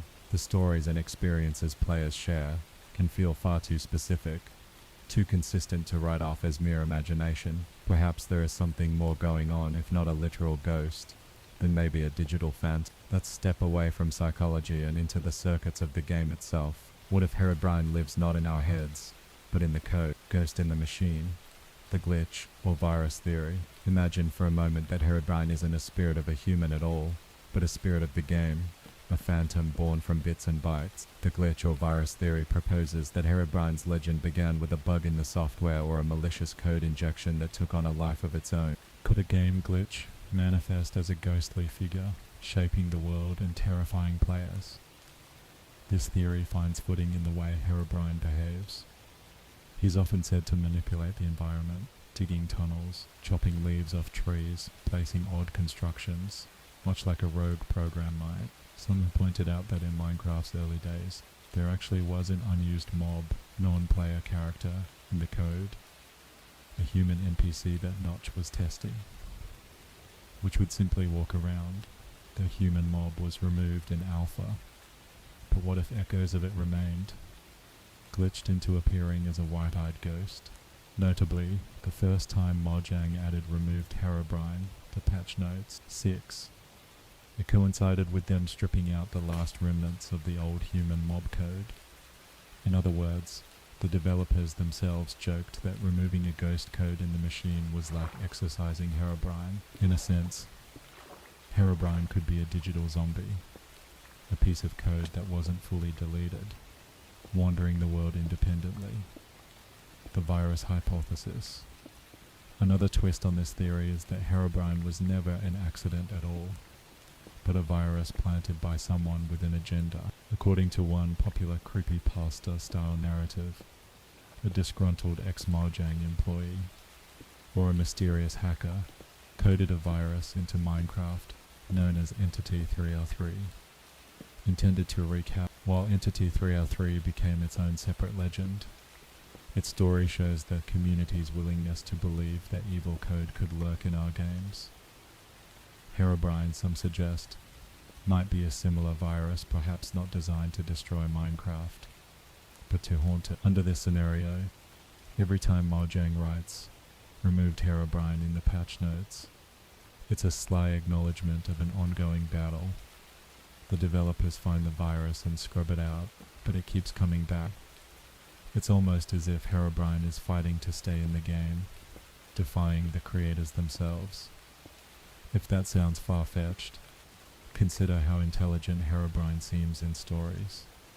He reacts to players, even sending them messages or signs. A hallucination can't send a private message telling you stop, but a hacker or an AI-driven virus could. In the original account, after the player's forum post about Herobrine was deleted, they received a one-word private email from the username Herobrine that said stop. That implies communication through the system. A virus theory neatly fits this detail. Maybe some malicious code was deleting forum posts about it, and sending warnings to keep itself secret. In universe mechanics, technically a virus inside Minecraft could alter your game files or chat messages, though it would be a major security breach. There's no confirmed case of such a thing in Minecraft's history, but players have encountered world-breaking bugs and creepy glitches many times. Think of the infamous Farlands, the bizarre distorted terrain at the edge of Minecraft's old world generation. One could imagine something like Herobrine originating from those depths of glitchiness, a being from beyond the boundary of the world, or recall times when multiplayer servers have bugged, showing ghost players online or entities that aren't really there. Could Herobrine be an amalgamation of such digital hiccups given a single frightening identity? Supporting evidence. Fans in favor of the glitch theory often cite the consistency of Herobrine's reported behaviors. Unlike a purely random hallucination, Herobrine sightings tend to include the same details: distant staring, disappearing, creations like perfect pyramids or tunnels. It's almost like he's following a program. Early modders even embraced this idea when the first Herobrine fan mod was made. It gave Herobrine exactly those abilities to place weird structures, dig tunnels, stalk players, and even teleport behind them unexpected. The mod was mimicking the myth. But what if the myth was originally born from an actual glitch that did those things? Could a memory leak or a bug in terrain generation have caused those sand pyramids and oceans that players found, which then got attributed to Herobrine? Moreover, the virus theory touches on one of the most mythic themes in modern life: the idea of an AI or program becoming self-aware. It's a very Tron-like concept, a digital ghost with its own will. If Herobrine were a virus, over time the community has imbued him with a personality, cunning, malevolent, and playful in a dark way. We'd be talking about a rogue AI that enjoys scaring people, effectively a poltergeist living in the code. That's a chilling thought. A being with no physical form that can tamper with your game, your world, even your communications, all while you can't touch it. Emotional consequences. The glitch virus theory reframes Herobrine's story as man versus technology. It's no longer a ghost story, but a science fiction horror.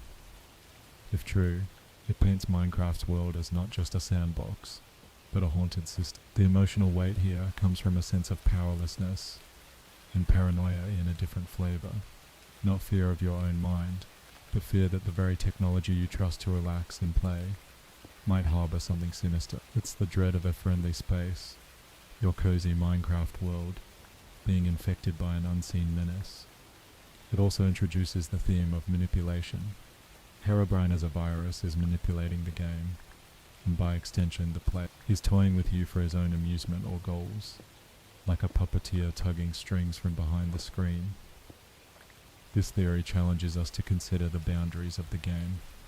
We like to think we control our world in Minecraft, but if Herobrine is a virus, he is in control whenever he appears. It's the classic ghost in the machine scenario, the idea that something could be lurking in the technology that we don't fully understand. And when we think of it that way, Herobrine becomes not just a Minecraft legend, but a cautionary tale about the unpredictability of complex systems. It leaves us with an unsettling question. If a game as cheerful as Minecraft can have a dark side hidden in its code, what about the rest of our digital life? Of course, not everyone is convinced that Herobrine can be explained away by code or neurons alone. There is a hunger among fans for an explanation that dives fully into the lore of the Minecraft world itself. To many, Herobrine feels too real within the game's universe to be just an illusion or a glitch. What if they propose? Herobrine is exactly what he appears to be. The spirit of someone who met a terrible fate, now haunting the pixelated realm. A fallen brother's spirit, the ghost of the miner. In the flicker of torchlight deep underground, you find an abandoned mineshaft. Wooden support beams creak, and cobwebs stretch across forgotten corridors. Who built these tunnels? Why were they left empty? One compelling theory answers. Herobrine.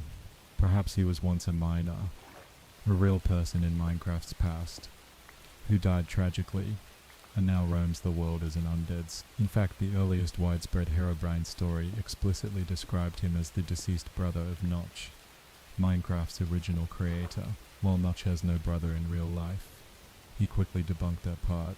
The idea what if Herobrine is the ghost of a fallen miner, forever bound to this digital land? The classic creepypasta.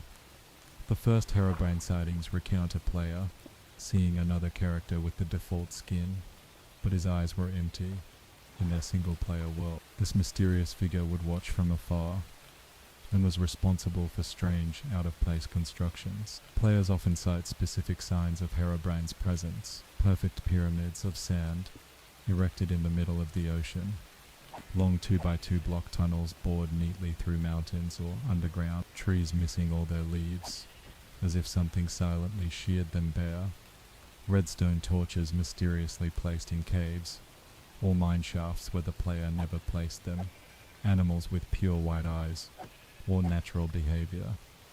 In some stories, Herobrine can possess mobs. These oddities have rational explanations, random world generation quirks or pranks, but in the Herobrine lore, they're like the calling cards of the ghostly miner. These are the hallmark signs of Herobrine's presence, according to legend. The first known photograph of Herobrine, a 2010 screenshot posted by a player to prove his encounter. In the image, taken in Alpha v1.16.02, a tiny human shape with white eyes stands in the fog. Bottom left, this grainy evidence was enough to spark the imaginations of an entire community. The story details an encounter in Minecraft with a nameless human entity in a single-player world who displayed strange behavior, stalking the player from afar, creating those unnatural constructions like sand pyramids and 2x2 tunnels, and removing leaves from trees. The writer then attempted to start a topic about the encounter on the Minecraft forum, only to have it be repeatedly deleted, followed by a private message from a seemingly non-existent user named Herobrine, telling them to stop. The 4chan post also contained a screenshot of the encounter, showing Herobrine in the distance amidst the fog. This little story was the spark that ignited the wildfire of Herobrine's mythos, and at its heart was a ghost story, a lost soul in the machine. Why a miner? Look around Minecraft's world at the evidence of those who came before. Abandoned mineshafts with precious loot left behind. Strongholds buried deep with libraries and portals. Even Disc 13 and 11.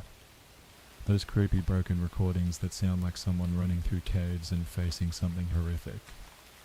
The ghost theory takes all these in-game curiosities and connects them. Perhaps these structures were built by an ancient civilization of miners and builders, often called the Ancient Builders by theorists. They dug too deep or unleashed something off. One miner could have met a particularly gruesome end, maybe getting lost alone in the dark or betrayed by his comrades when monsters attacked. That miner's spirit, full of rage and sorrow, might linger and become Herobrine. Fans note how Herobrine's preferred hangouts match this idea. Caves, mines, forests, for wood, places a lone miner might have been during life. The most popular community explanation is indeed that Herobrine is a ghost, specifically of a dead miner killed long before the player's arrival by an unknown force. implied to be a hostile mob or something even worse. Most versions of this explanation portray Herobrine as vengeful and consumed by a burning rage as a result of his death, taking it out on innocent people to satisfy his anger. This paints a picture of a man who suffered horribly. Imagine being deep underground, hearing the hiss of a creeper or the rattle of a skeleton, the cave collapsing on you, and now in death, that man is consumed by vengeance. He cannot rest, so he wanders the world, doing to others what was done to him. It's a tragic cycle. Herobrine inflicts on the living the very fear and destruction that caused his own demise. It would also explain why Herobrine is commonly spotted in caves and mine shafts, and why those places are abandoned in the first place. Whoever built them never came back out. This explanation is the basis of many interpretations that even show Herobrine wielding a pickaxe as a weapon, a nod to his former life as a miner. It's speculated by some fans that Herobrine is connected to the hidden story found in music discs 1 and 13, imagining that the noises of someone fleeing and meeting a grim end on those discs are the last moments of the very miner who became Herobrine. Even the presence of zombies in Minecraft lore could be seen in a new light. Zombies are essentially undead Steves wearing the same clothes. Could they be other miners who died and reanimated mindless? If so, Herobrine would be a special case, an undead with his intelligence and will intact, which is even scarier. He could even be controlling these lesser undead, leading them as their master. We'll delve more into Herobrine as a mob leader later. In what of Notch's brother comment in an alternate interpretation, maybe Herobrine isn't literally Notch's sibling, but we can imagine him as a symbolic brother to the player's character, Steve. Perhaps Steve and Herobrine were both part of that ancient builder society. Steve is the one who lived or respawned anew in each world, while Herobrine is the one who died and became something twisted. They're two sides of the same coin, one living, one dead, one with light in his eyes, one with darkness. That could explain why Herobrine looks exactly like Steve from a distance. He was essentially Steve before tragedy struck. One theory even posits that Steve and Herobrine are actual brothers, and Herobrine's death by some dark force is what spurred Steve to become the tireless survivor we play as, always moving and building to avoid the same fate. This isn't official lore, of course, but it's the kind of rich storytelling that the community has woven to give emotional weight to Herobrine. Emotional and narrative impact. The ghost of a miner theory casts Herobrine in a tragic light. Yes, he's terrifying, but also pitiable. He's a man out of time, stuck in a world that has moved on without him. His destiny is twisted. Perhaps he was once destined to be a hero, or at least live peacefully, but something, a creeper, a betrayal, an experiment gone wrong, cursed him to eternal unrest. Now he's like a character from mythology. Think of the Flying Dutchman, a ghost ship doomed to sail forever, or revenants in folklore who seek revenge for wrongs done to them. Herobrine becomes a cautionary tale. Don't dig too greedily and too deep, or you might end up like him. This theory also reframes how players see certain game elements. The next time you walk through an abandoned mine, you might wonder if those eerie cave noises include a whisper from Herobrine. The next time you find a perfectly cut tunnel, or a lonely shack in the woods, built by another player or generated by the world, you might shiver thinking it was his handiwork. It injects a sense of history and continuity into Minecraft's otherwise player-driven narrative. Suddenly, you, the player, are not the first or only protagonist of this world. There was someone before you, whose story ended in heartbreak and horror, and who might still be there, watching. In a way, believing Herobrine is a ghost gives a kind of meaning to all those lonely landscapes. It personifies the memory of the world. Instead of random terrain, those mine shafts become tombs. Those strange occurrences become messages. And if you believe this theory, then every encounter with Herobrine is a chance not just to be scared, but maybe to empathize. Do you run from him, or do you try to set him free? Some adventurous players have even staged funerals, or built memorials for Herobrine in their worlds, an attempt to put his spirit to rest. role-playing the idea that maybe all he wants is peace. But not all ghost stories are tales of vengeance. Some are tales of guardianship, a spirit sticking around to protect something important. This leads us to another interpretation that flips Herobrine's role from malevolent spectre to a potentially benevolent, or at least protective force. Could it be that Herobrine is not the villain of Minecraft's story, but a tragic guardian angel, guardian or trickster? Herobrine the Watcher in the shadows. Not all who wander are lost, and not all who haunt are malicious. A bold reimagining of Herobrine's role in Minecraft lore casts him not as a villain but as a grim guardian or trickster figure. In this theory, Herobrine is watching from the shadows, not to grief or murder out of spite, but to protect or test the player, the world, or perhaps something hidden within it. It sounds counterintuitive at first. Why would a helper scare us half to death? But mythology is filled with guardians who appear terrifying to test the worthy, and trickster spirits who do unsettling things for a greater purpose. Could Herobrine be a necessary evil, a caretaker of the realm who uses fear as his tool, re-examining his actions? Let's revisit some classic Herobrine behaviors through a different lens. He digs long tunnels and carves out strange patterns. Why? Perhaps he's mining resources, or creating paths to steer the player away from danger, or towards something important. He removes leaves from trees. What if that's to mark a trail or signal that someone has been here before, sparing you the surprise of encountering monsters in dense foliage? Those sand pyramids in the ocean, which seem so unnatural, could they be intentional markers, like beacons, guiding lost sailors? In a hostile world full of creepers and lava pits, these odd constructions might be breadcrumbs meant to either warn or guide. The key is perspective. Something that looks wrong at first glance, like leafless trees, might have a purpose, perhaps indicating an area already scavenged for wood, so the player doesn't waste time. Even Herobrine's unnerving tendency to watch from afar can be seen different. True, it's spooky to realize you're being observed, but consider he never immediately attacks in the original lore. He just vanishes when spotted. If he were purely malevolent, wouldn't he strike when you're vulnerable? Instead, he keeps his distance like a ranger, keeping an eye on a traveller from the tree line. And that private message stopped that the original player received after trying to spread word of Herobrine. Maybe it wasn't a threat to silence them, but a warning. Stop digging into this. Stop delving deeper. You're not ready for the truth. It's ambiguous, but it opens the possibility that Herobrine's goal was to protect a secret or prevent panic, rather than simply shut the player up for evil reasons. A morally dubious protector.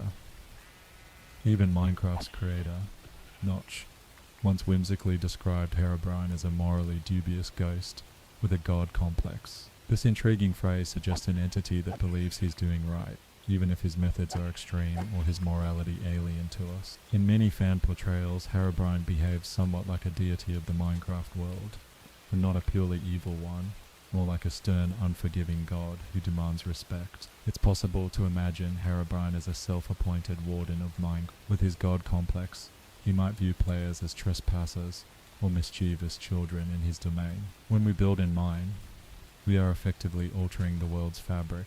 Perhaps Herobrine monitors that, intervening when we go too far. For example, picture a player who is recklessly burning forests, or slaughtering every animal.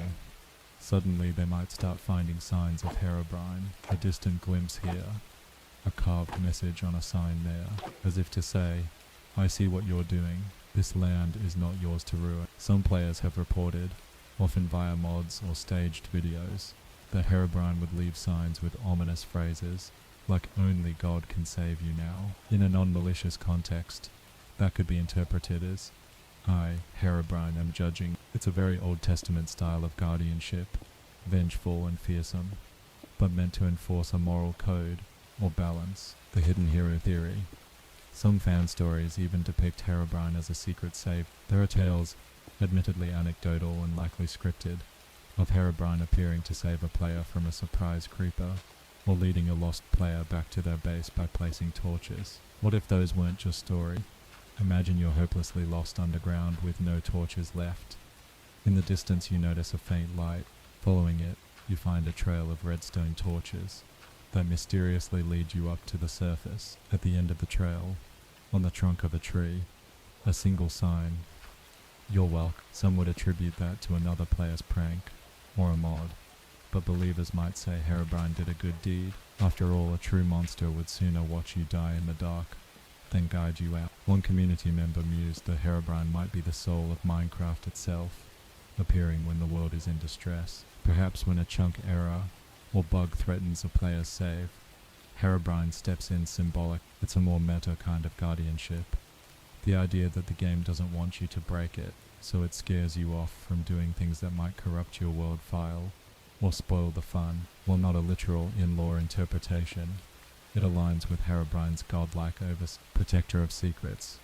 Minecraft's world has many secrets, strongholds leading to the end, mansions filled with lore hints, the far lands glitch far away, etc. Some theorists propose that Herobrine's duty is to guard these secrets until the player is worthy. You might test players who get too close to certain milestones. For instance, you might see Herobrine more frequently just before you find a stronghold, almost as an omen. There's a fan-made mini-lore that Herobrine was tasked with preventing unprepared souls from unleashing the Ender Dragon. In that story, Herobrine failed.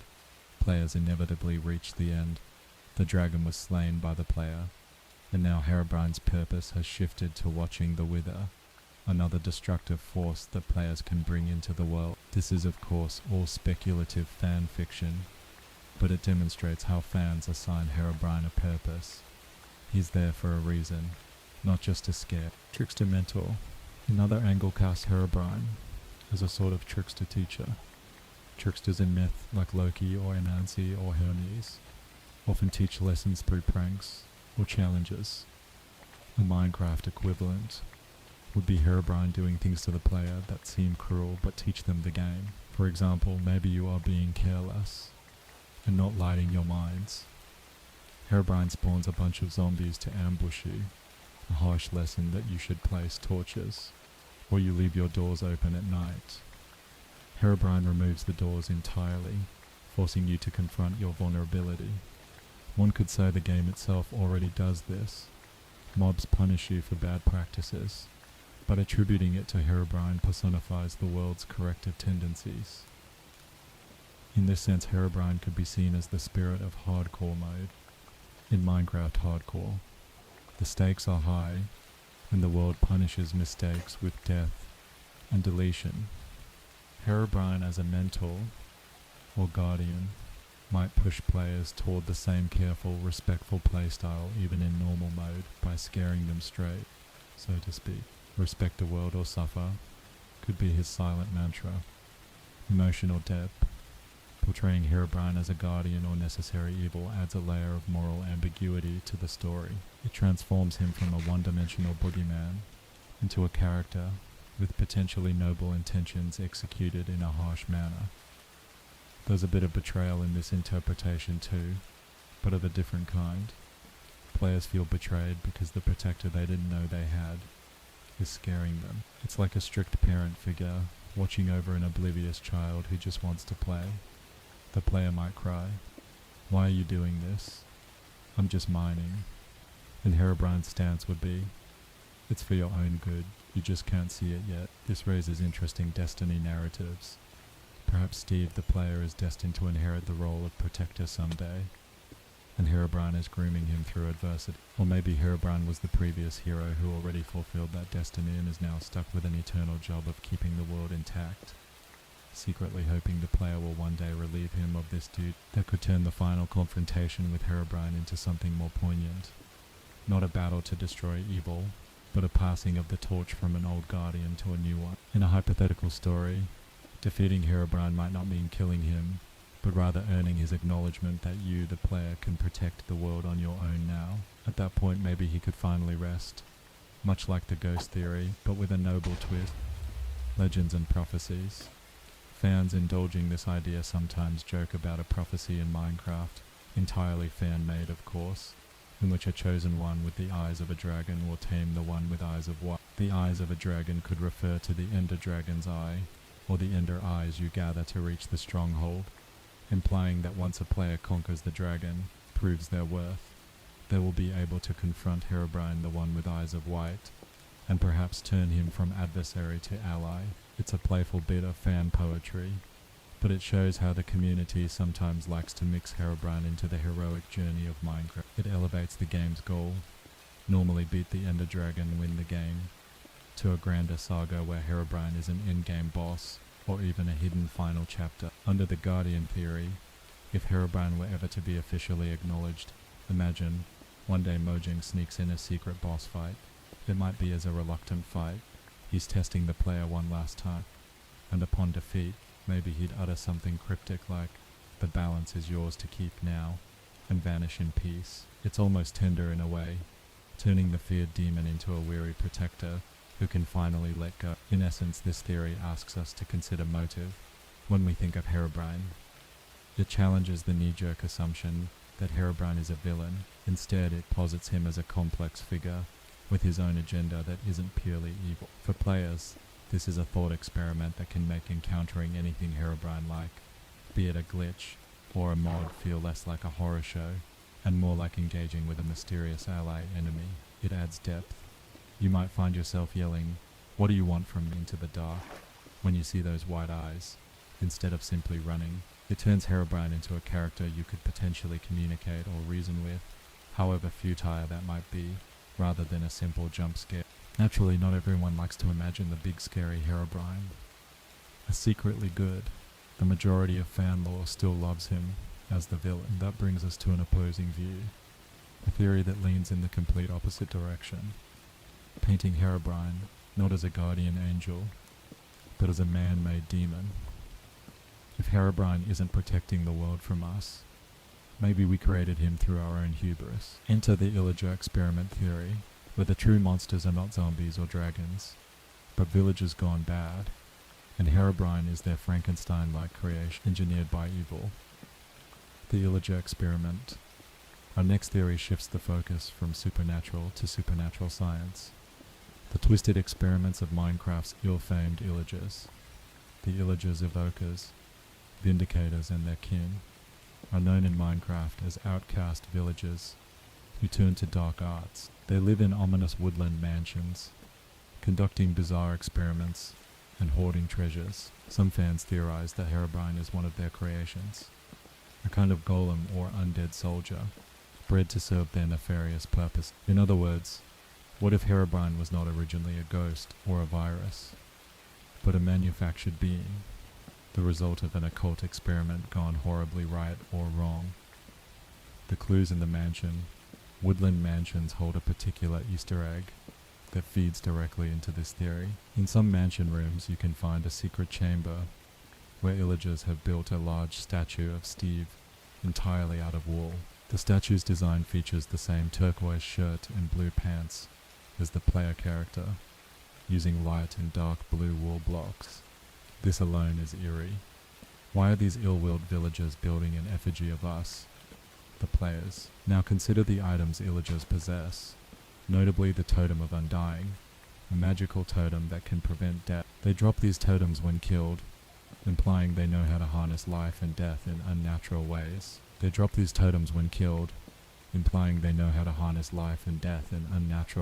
Illager experiment theory posits that the Illagers attempted to create their own Steve, perhaps envious of the player's power to build and fight, or desperate to have a champion of their own against the villagers and golems. They stitched together this effigy as a focal point for a dark ritual. Using the Totem of Undying, maybe several of them, they could try to spark life into the inanimate wool figure. The result: Herobrine, a warped mirror of Steve, imbued with unholy light. In one version of the story making community rounds, an evoker, the Illager sorcerer, performed a forbidden rite during a thunderstorm at midnight. Lightning struck the mansion, much like how Frankenstein's monster was born under lightning, and the woolen statue opened its eyes, now glowing white. The creature stepped off its pedestal. The Illager's artificial human had come alive, but something was terribly off. Perhaps the revival went too far, bringing not just life, but a soul from beyond. The newborn Herobrine might have immediately turned on its creators, or simply vanished into the night, becoming a rogue agent of chaos in the world. Rogue or servant, this theory leaves open two possibilities. Either Herobrine still serves the Illagers, or he escaped their control. If he's a servant, then many of his actions could be on the Illagers' behalf. Consider that Illagers hate normal villagers, and by extension the players who protect them. A Herobrine under Illager command would target players, causing fear and confusion among their ranks, which aligns with most Herobrine encounters being frightening but not outright lethal. He could also be sabotaging player builds, removing leaves, digging tunnels under bases, to weaken us for when the Illagers mount an attack. In a sense, Herobrine would be the Illagers' spy or saboteur, softening the world for their eventual takeover. On the other hand, if Herobrine went rogue, his creators would be just as terrified of him as players are. Perhaps that's why woodland mansions are sparsely populated despite their size. Maybe some rooms are mysteriously destroyed or empty, as if something rampaged through them. Imagine an Illager conjuring Herobrine, expecting to control him, only to have those glowing eyes turn and fix on them. Instead, Herobrine could have slaughtered his makers, which is why the mansions stand quiet, with only a few Illagers remaining, scratching their heads at what they unleashed. In this scenario, Herobrine now roams free with no master, his original purpose lost. That would make him an independent evil, or force of chaos, one born from human, villager, arrogance. Mythic parallels. The Illager creation theory has clear echoes of Mary Shelley's Frankenstein. We have creators Illagers, who dabble in godlike territory by creating life, and a creation Herobrine, who potentially rebels against that role. It also echoes the golem legend from Jewish folklore, a man-made being brought to life through rituals. In those stories, golems are often protectors that can run amok if not properly controlled. Here, the Illagers perhaps intended Herobrine to be their protector, or weapon. Did they succeed too well? Perhaps they gave him too much free will, or a hunger for something, souls, vengeance, knowledge that they couldn't satisfy. Also consider the piglins of the Nether. They can zombify in the overworld, turning into zombified piglins, formerly zombie pigmen. The Illagers might have studied such phenomena. Life from death, transformations. Evokers also have a spell that magically turns blue sheep red as a playful Easter egg that shows they can alter life forms and colors. Blue is the color of Steve's clothes. White is the color of Herobrine's eyes. It's as if the evoker learned to bleach the eyes of a normal human in their experiment, draining all color and leaving only white. These are loose symbolic connections, but they enrich the theory's flavor. Illagers tampering with the very essence of life and color in Avengean gameplay. Though Herobrine isn't in the unmodded game, one could roleplay evidence for this theory. For instance, find a mansion and look at the Steve Wool statue. It has no eyes, just blank wool where the face's eyes would be. Some players have taken to placing 2 white blocks or map pixels in that spot to simulate Herobrine's eyes, as if completing the experiment. Eerily, if you do set it up and then lightning strikes, save our trident with channeling enchantment, you can actually start a fire in the mansion. It's all just imagination. But players have scared themselves by doing a ritual in that wool statue room, with a totem of undying on an altar and a lightning flash, then pretending to see something. It's the community almost willing the theory into reality through roleplay. Some adventure maps and mods leaned into this concept. The famous adventure map Herobrine's Mansion, created by Hatpixel, literally places Herobrine as the master of a haunted mansion full of Illager-like creatures. While that was more of a fun use of the character than an exact telling of this theory, it shows how naturally the two can be associated. In that map's storyline, Herobrine is the big bad controlling the minions inside the mansion. The line between servant and master blurs as Herobrine controlling the Illagers or vice versa. The player's goal in that adventure is to defeat Herobrine, suggesting he's the one in charge of the Dark Forces. So perhaps even if Illagers created Herobrine, he became greater than them, a Dark Lord in his own right. Implications and consequences. If Herobrine is a creation of the Illagers, it underscores a theme of betrayal and hubris. The Illagers betrayed their own kind villagers, and sought forbidden power in turn. They were betrayed by their own creation. It's poetic justice. Evil begets evil. For the world of Minecraft, It means humanity, or villager kind, is responsible for the greatest monster, not some external supernatural force. That's a common trope in horror and science fiction. We are the architects of our own worst nightmare. It also adds a layer of tragedy to Herobrine's existence. If he was made rather than born, one could argue he never asked for this life. He might have the mind of a confused new being, or the spliced memories of Steve, if the Illagers somehow tried to copy the player. One can imagine Herobrine wondering, struggling with existential anger. Why was I created? What am I? This could fuel a lot of his destructive behavior, lashing out like a wild animal because he knows no better, or because he resents being made as a tool.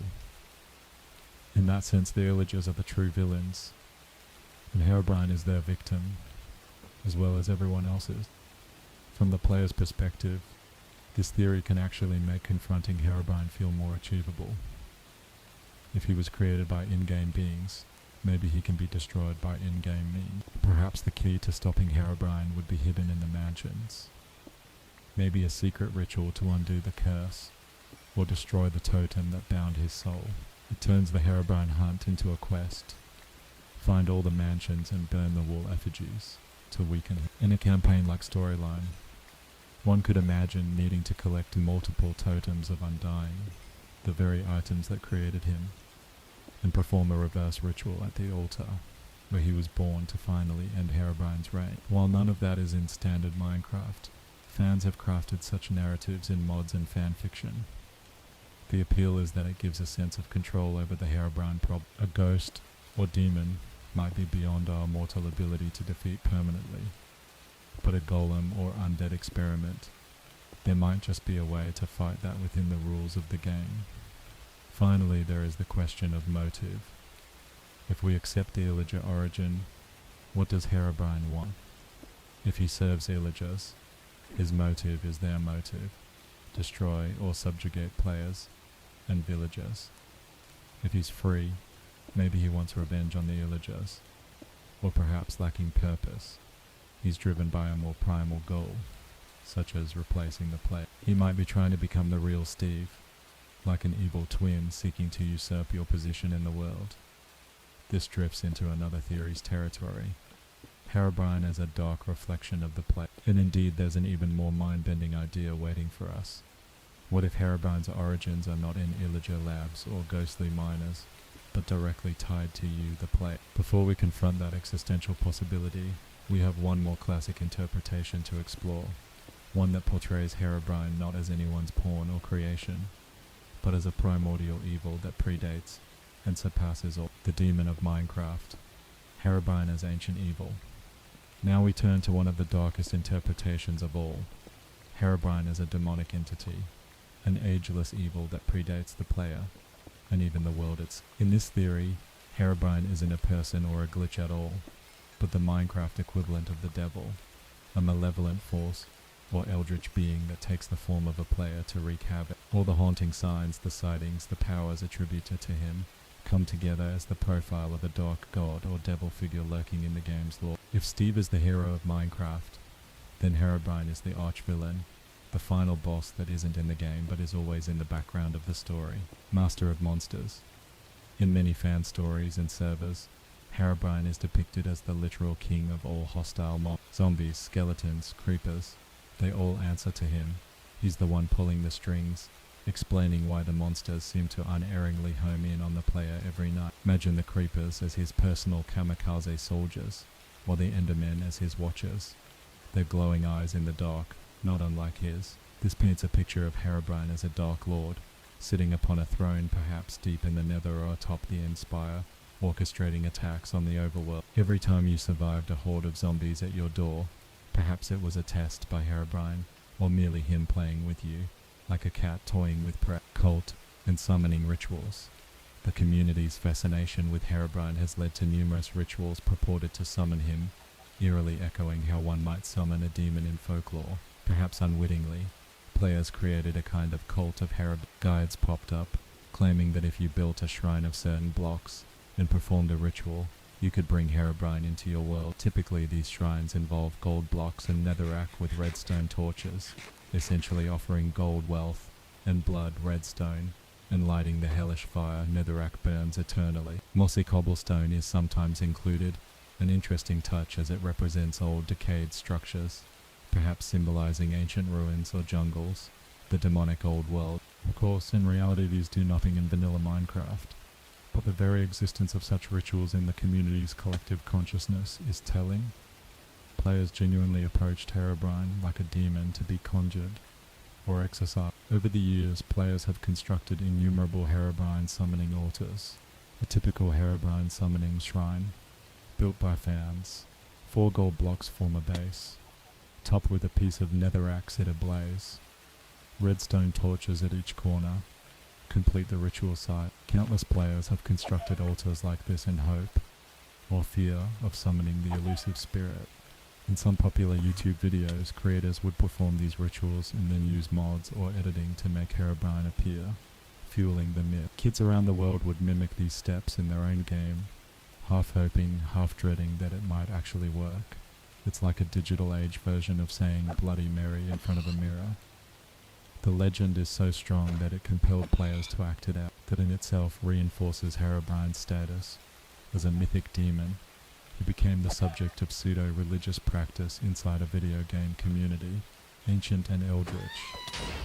Some theories propose that Herobrine is an eldritch horror, perhaps one of the original beings of the Minecraft universe, maybe long before villagers and players, before creepers even.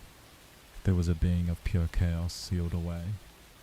The strongholds with their end portals might have been built to lock up an ancient dragon, which they did, but maybe also to keep Herobrine out of the overworld. One fanciful interpretation is that Herobrine was the dark god worshipped, or feared, by the ancient builders. When the builders tried to rid themselves of this evil, they sealed it in the void or between dimensions. However, pieces of Herobrine's influence could still seep through, hence the hauntings. And when players in the modern era started digging around and exploring, they may have weakened those seals, opening nether portals, entering the end. Each boss defeated, each dimension conquered, inadvertently brought down barriers meant to contain something worse. If that's the case, Herobrine might be growing stronger as the player progressed. Perhaps that's why Mojang once stopped mentioning removed Herobrine for a while, after 1.16. In lore terms, by then Herobrine was truly free, and could not be removed by normal means. That's a meta inconsistency turned into a narrative, pure fan fabrication, but fun to think about. True form. What if the wide-eyed Steve form is not Herobrine's true appearance? There's speculation that it's just a disguise or an avatar he uses to approach and psychologically unsettle the player. Some recent lore digging by fans uncovered that the very first Wide Eyes entity story referred to it with female pronouns and described a more monstrous figure lurking in the shadows. This has led to theories that Herobrine can shapeshift or has multiple forms. Perhaps in the deep dark of the world, away from prying eyes, Herobrine appears as a terrifying creature, something with too many limbs or an Enderman-like tall spectre with white voids for eyes. His human shape could be a choice, maybe mocking the player by reflecting their own form back at them, or luring them into a false sense of familiarity before striking. In creepypasta fashion, some have described Herobrine's true form as a giant spider-humanoid hybrid, or a withered corpse of a miner with glowing eyes and a gaping mouth. There's no consensus, of course, but the core idea is that what we see is not necessarily what Herobrine, much like Pennywise from Stephen King's It Takes different forms to scare its victims. Herobrine could be an amorphous sphere given pixelated shape. The blank eyes are in a way a brilliant canvas for our worst imaginings. Without pupils, they're not tied to any specific real creature. Most Minecraft mobs have distinct eye designs, so they feel alien. Unstoppable evil. Unlike the ghost or human origin theories where you might hope to placate or defeat Herobrine by some understanding, the demon theory posits Herobrine as near unstoppable. You can't kill what isn't truly alive. You can't remove him because he's not a bug. He's a feature of reality's dark side. This makes Herobrine a constant threat. A bit like Sauron from The Lord of the Rings.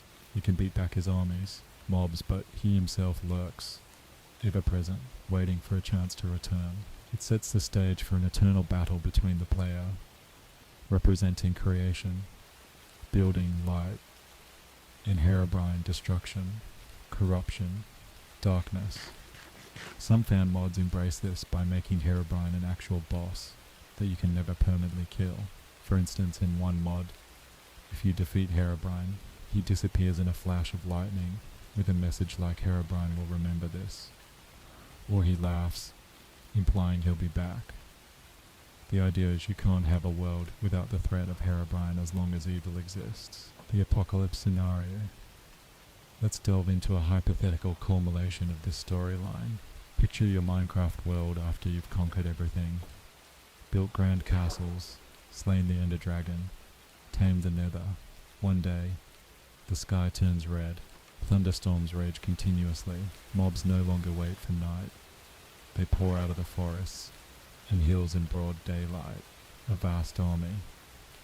At the horizon you see it, a silhouette of a man with glowing eyes, marching at the head of the horde.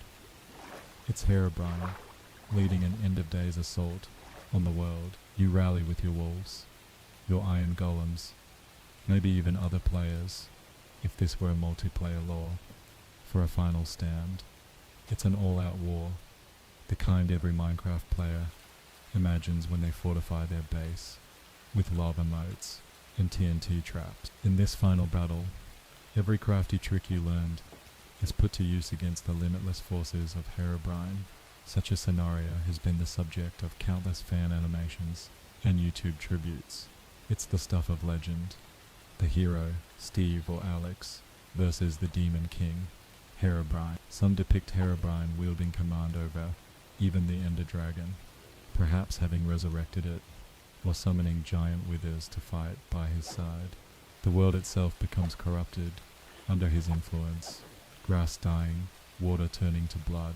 It's Minecraft turned into a literal hellscape. While this is obviously not how the actual game goes, these dramatic narratives serve a purpose in the community.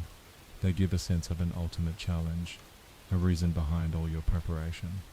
Why do you build that obsidian bunker with dispensers and stockpile? Enchanted weapon, maybe, just maybe, for the day Herobrine's forces come knocking. It's a fun way to give your sandbox adventures a larger meaning, even if only in your imagination. Fear and the unknown. Emotionally, the demon theory taps into pure primal fear. This is Herobrine as the boogeyman, the ancient evil that cannot be reasoned with. It heightens the sense of isolation and vulnerability in the game. When mining alone at night with strange noises, echoing, believing in Demon Herobrine can send real chills down your spine. It's the feeling of being an unwitting participant in a cosmic battle between good and evil. Your simple block game becomes a battleground of souls. There's also a theme of temptation that can be woven in.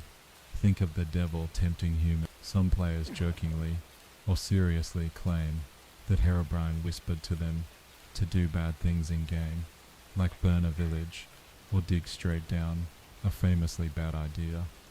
Of course, it's just their own mischievous thoughts for fun, but they frame it as Herobrine egging them on. This mirrors how devils are said to corrupt humans by suggestion.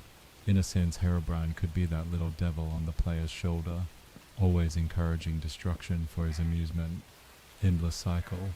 Since Mojang never confirms any of this, the Demon Herobrine story is by design never ending. He is never truly gone.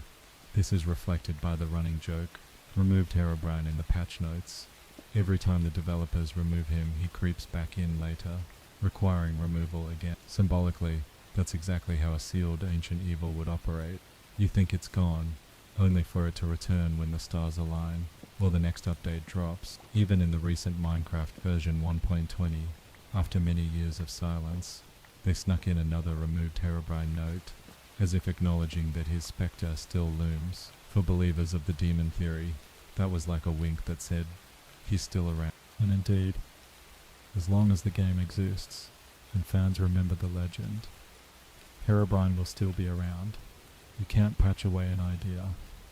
This grand, sinister depiction of Herobrine undoubtedly makes for great storytelling, an adrenaline-pumping imagination, but it also paints him as a distant, otherworldly force. Part of Herobrine's appeal is that he feels personal. He looks like a player. He interacts directly with you. The demon concept might explain why he's everywhere and unkillable. but it doesn't necessarily explain why he specifically targets the player in such personal ways.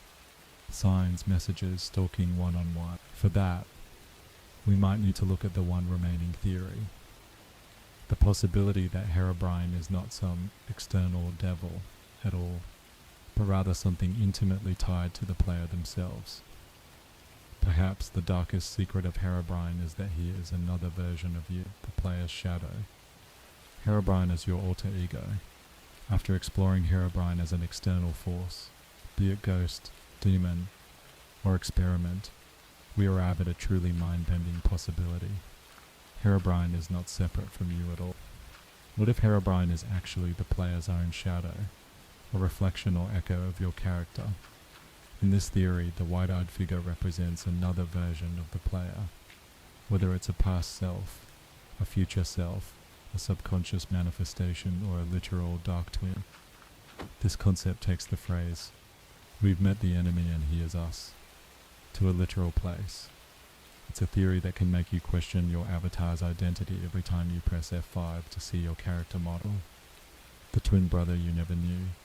The simplest variant of this idea is that within the Minecraft world's lore, your character, often dubbed Steve or Alex, had a brother, an identical twin in appearance, who is now gone. This ties back to the original legend, calling Herobrine the deceased brother of Notch.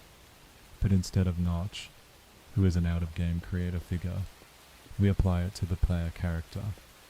In a sense, Herobrine could be the brother of Steve, explaining why the two look the same. Imagine a backstory.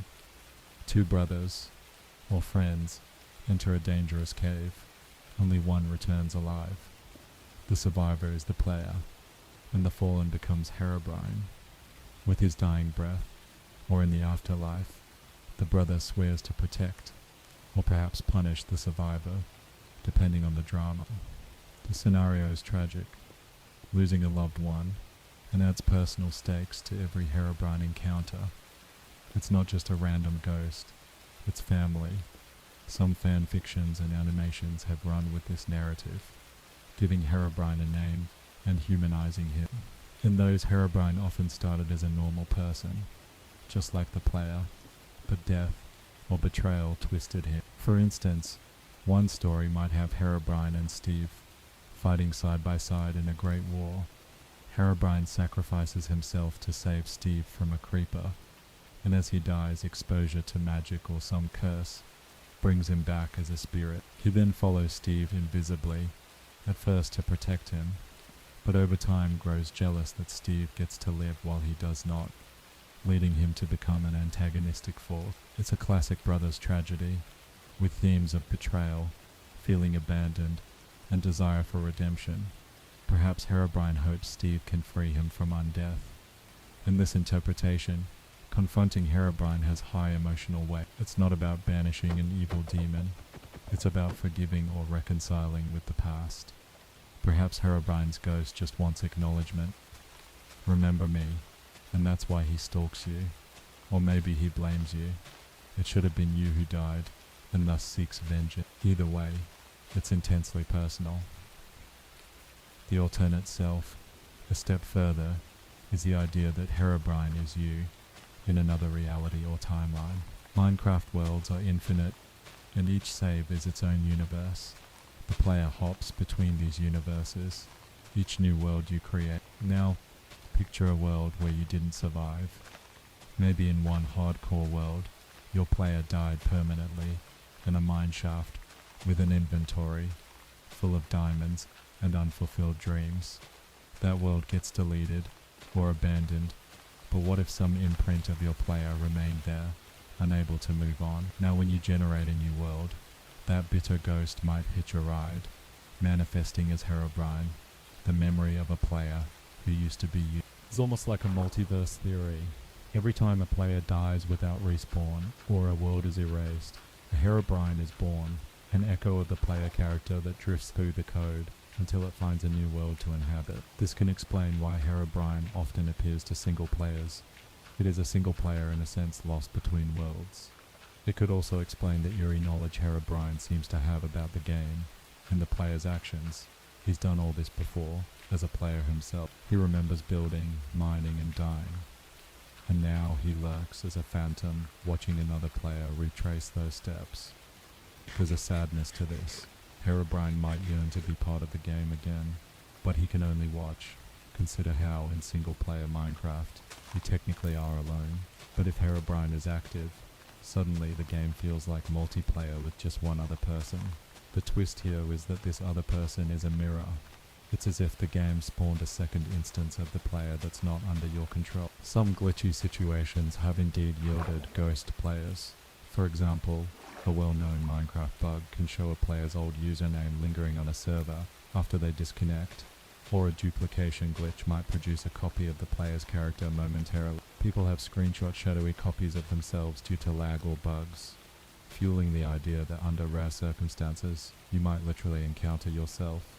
Herobrine could be a personification of these doppelganger moments, a literal ghost player, split personality, the Jekyll and Hyde effect.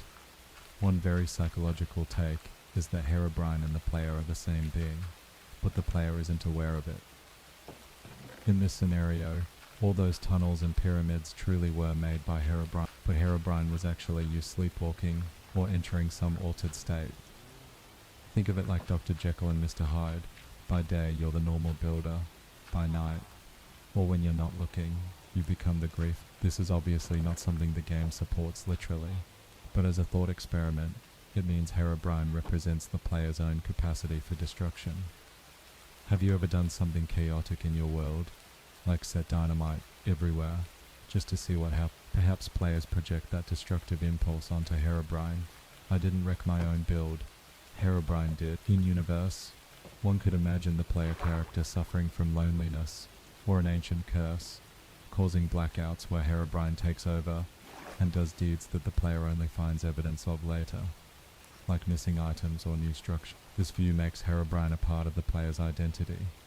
He becomes the Jungian shadow self, all the impulses and traits the player suppresses, fear, aggression, curiosity beyond safety, given form. It's a bit meta, but in a game where you can either create or destroy, perhaps Herobrine is the avatar of destruction that balances the creator in you, breaking the fourth wall. Some theories even blur the line between the game and reality, suggesting Herobrine is an embodiment of the player outside the game. When you play Minecraft, you, the real person, control Steve, but you're not literally in the world. Herobrine could represent the ghost in the machine of the player, a projection of the real you inside the game world that isn't under the game's control. This is very abstract, but imagine that Herobrine is what the villagers or mobs see when they look at the player. Some terrifying, godlike entity that builds and destroys without rhyme or reason, appearing and vanishing, logging in and out. To NPCs, players are kind of like Herobrine. We come from nowhere, cause chaos and disappear. So perhaps Herobrine is a myth from the NPC's perspective about the player. There's a fan joke that villagers must tell ghost stories about the human who comes and takes their crops and moves their beds, possibly casting the player as the boogeyman. One fan theory on a forum humorously suggested that when you see Herobrine, it's actually your own character model rendering in the distance due to some bizarre glitch. Essentially, you are seeing yourself from outside your body, a Matrix-like out-of-body experience. While that's not known to happen in code, the idea is existentially creepy. The game tries to show you who you really are. The wake-up theory. Perhaps the wildest spin on this personal connection is the notion that Minecraft itself is a kind of dream or purgatory for the player character, and Herobrine is the harbinger of reality trying to break through. Recall that hoax webpage Ghost in the Stream with the torture victim story. It suggested that the world might be a fabrication in a catatonic mind. In that context, Herobrine's messages stop, or by extension wake up, can be seen as the player's own mind, urging them to return to reality.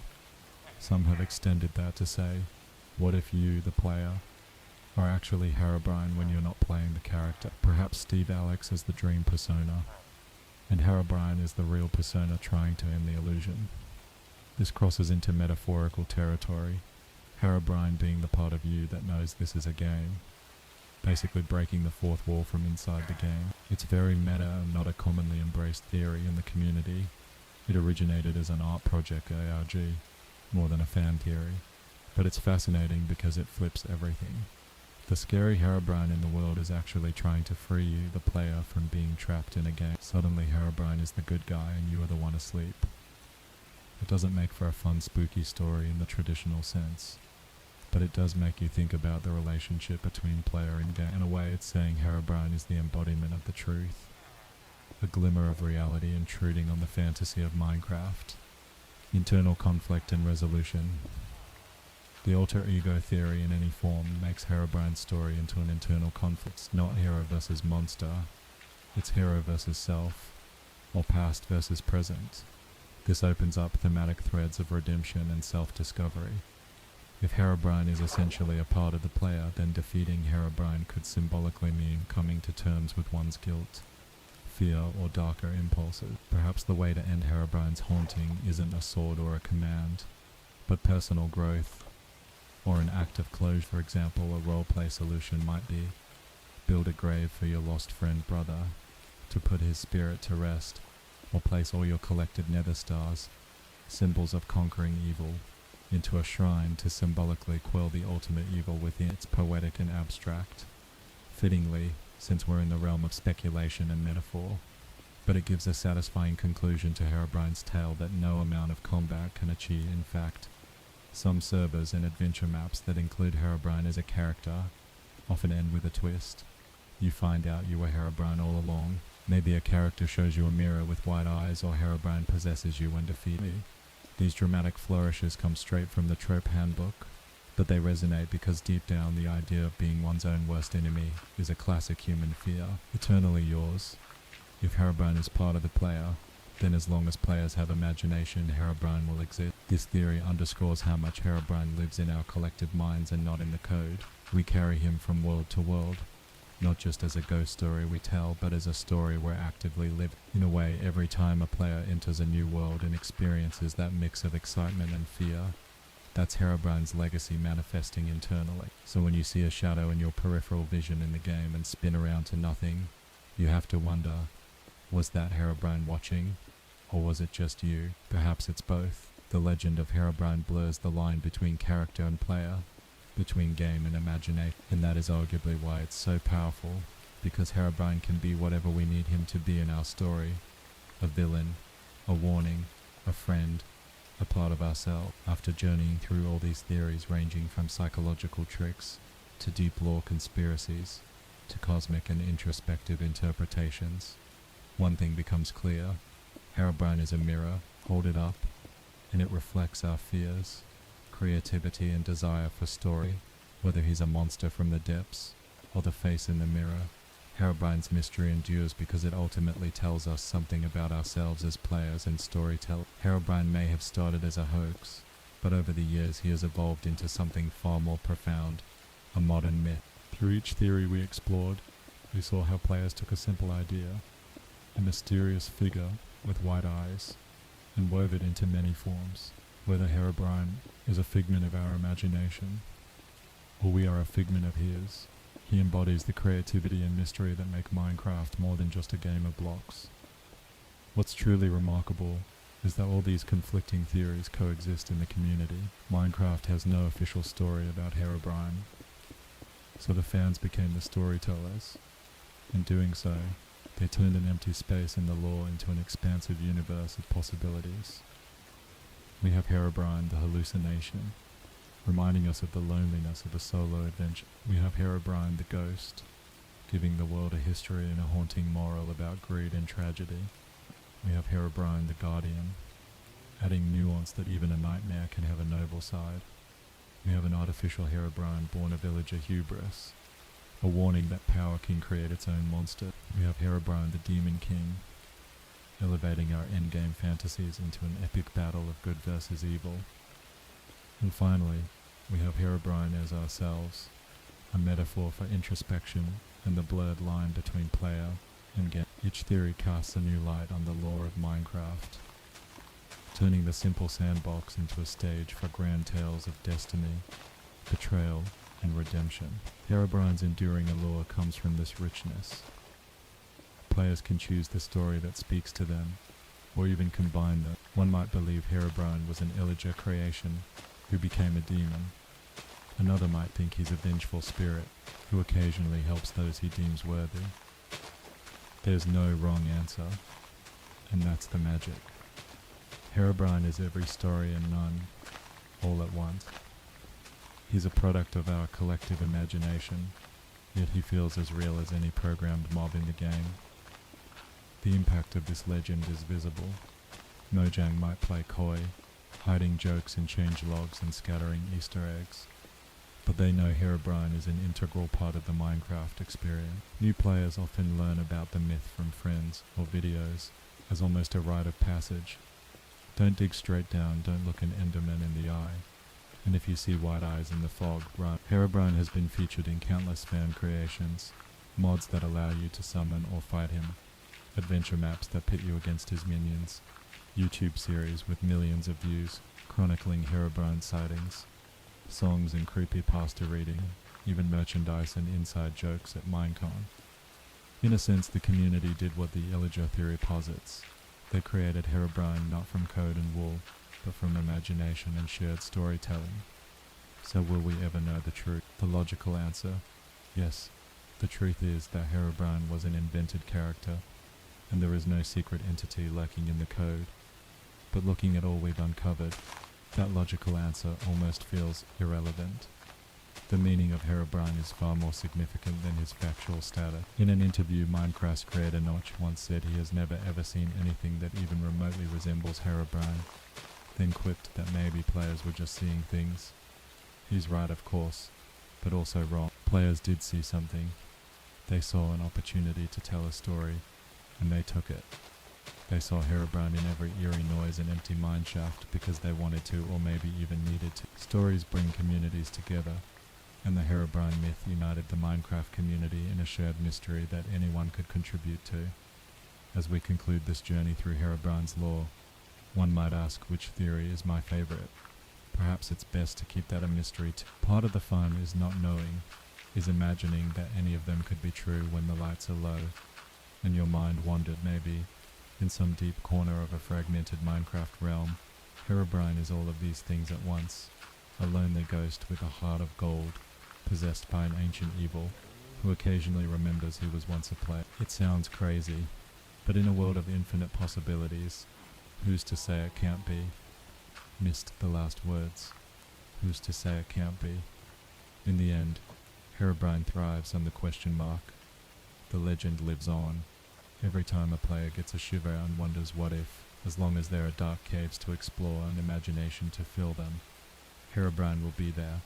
He'll be watching from the fog, waiting in the flicker of the torchlight, an eternal enigma that turns our simple block game into a place of myth and magic. And truth be told, Minecraft wouldn't be the same without its ghost in the machine. So next time you're mining diamonds or walking through a thick forest at dusk, take a moment to appreciate the legend, little prickle on the back of your neck when you think you saw something. That's Herobrine, keeping the world of Minecraft just a bit more mysterious, a bit more exciting. In the story of Minecraft that we all collectively write, Herobrine will forever be the chapter that never truly closed. After all, how do you end a legend that's never officially begun? Could it be that the greatest trick Herobrine ever pulled was convincing us he's out there, when in fact he's been inside us, the players all along? One thing is for certain, Herobrine's legacy looms large. He will continue to inspire theories, debates, fear and wonder, and as long as players keep asking questions and spinning tales, Herobrine will never. In the limitless sandbox of Minecraft, he has achieved a sort of digital immortality, haunting us in the best possible way, through imagination. Herobrine is the story we never stop telling, an unresolved mystery that makes the Minecraft universe feel alive, and that, more than anything, is why fans will revisit and cherish this legend for years to come, ever watchful for those two glowing white eyes in the dark.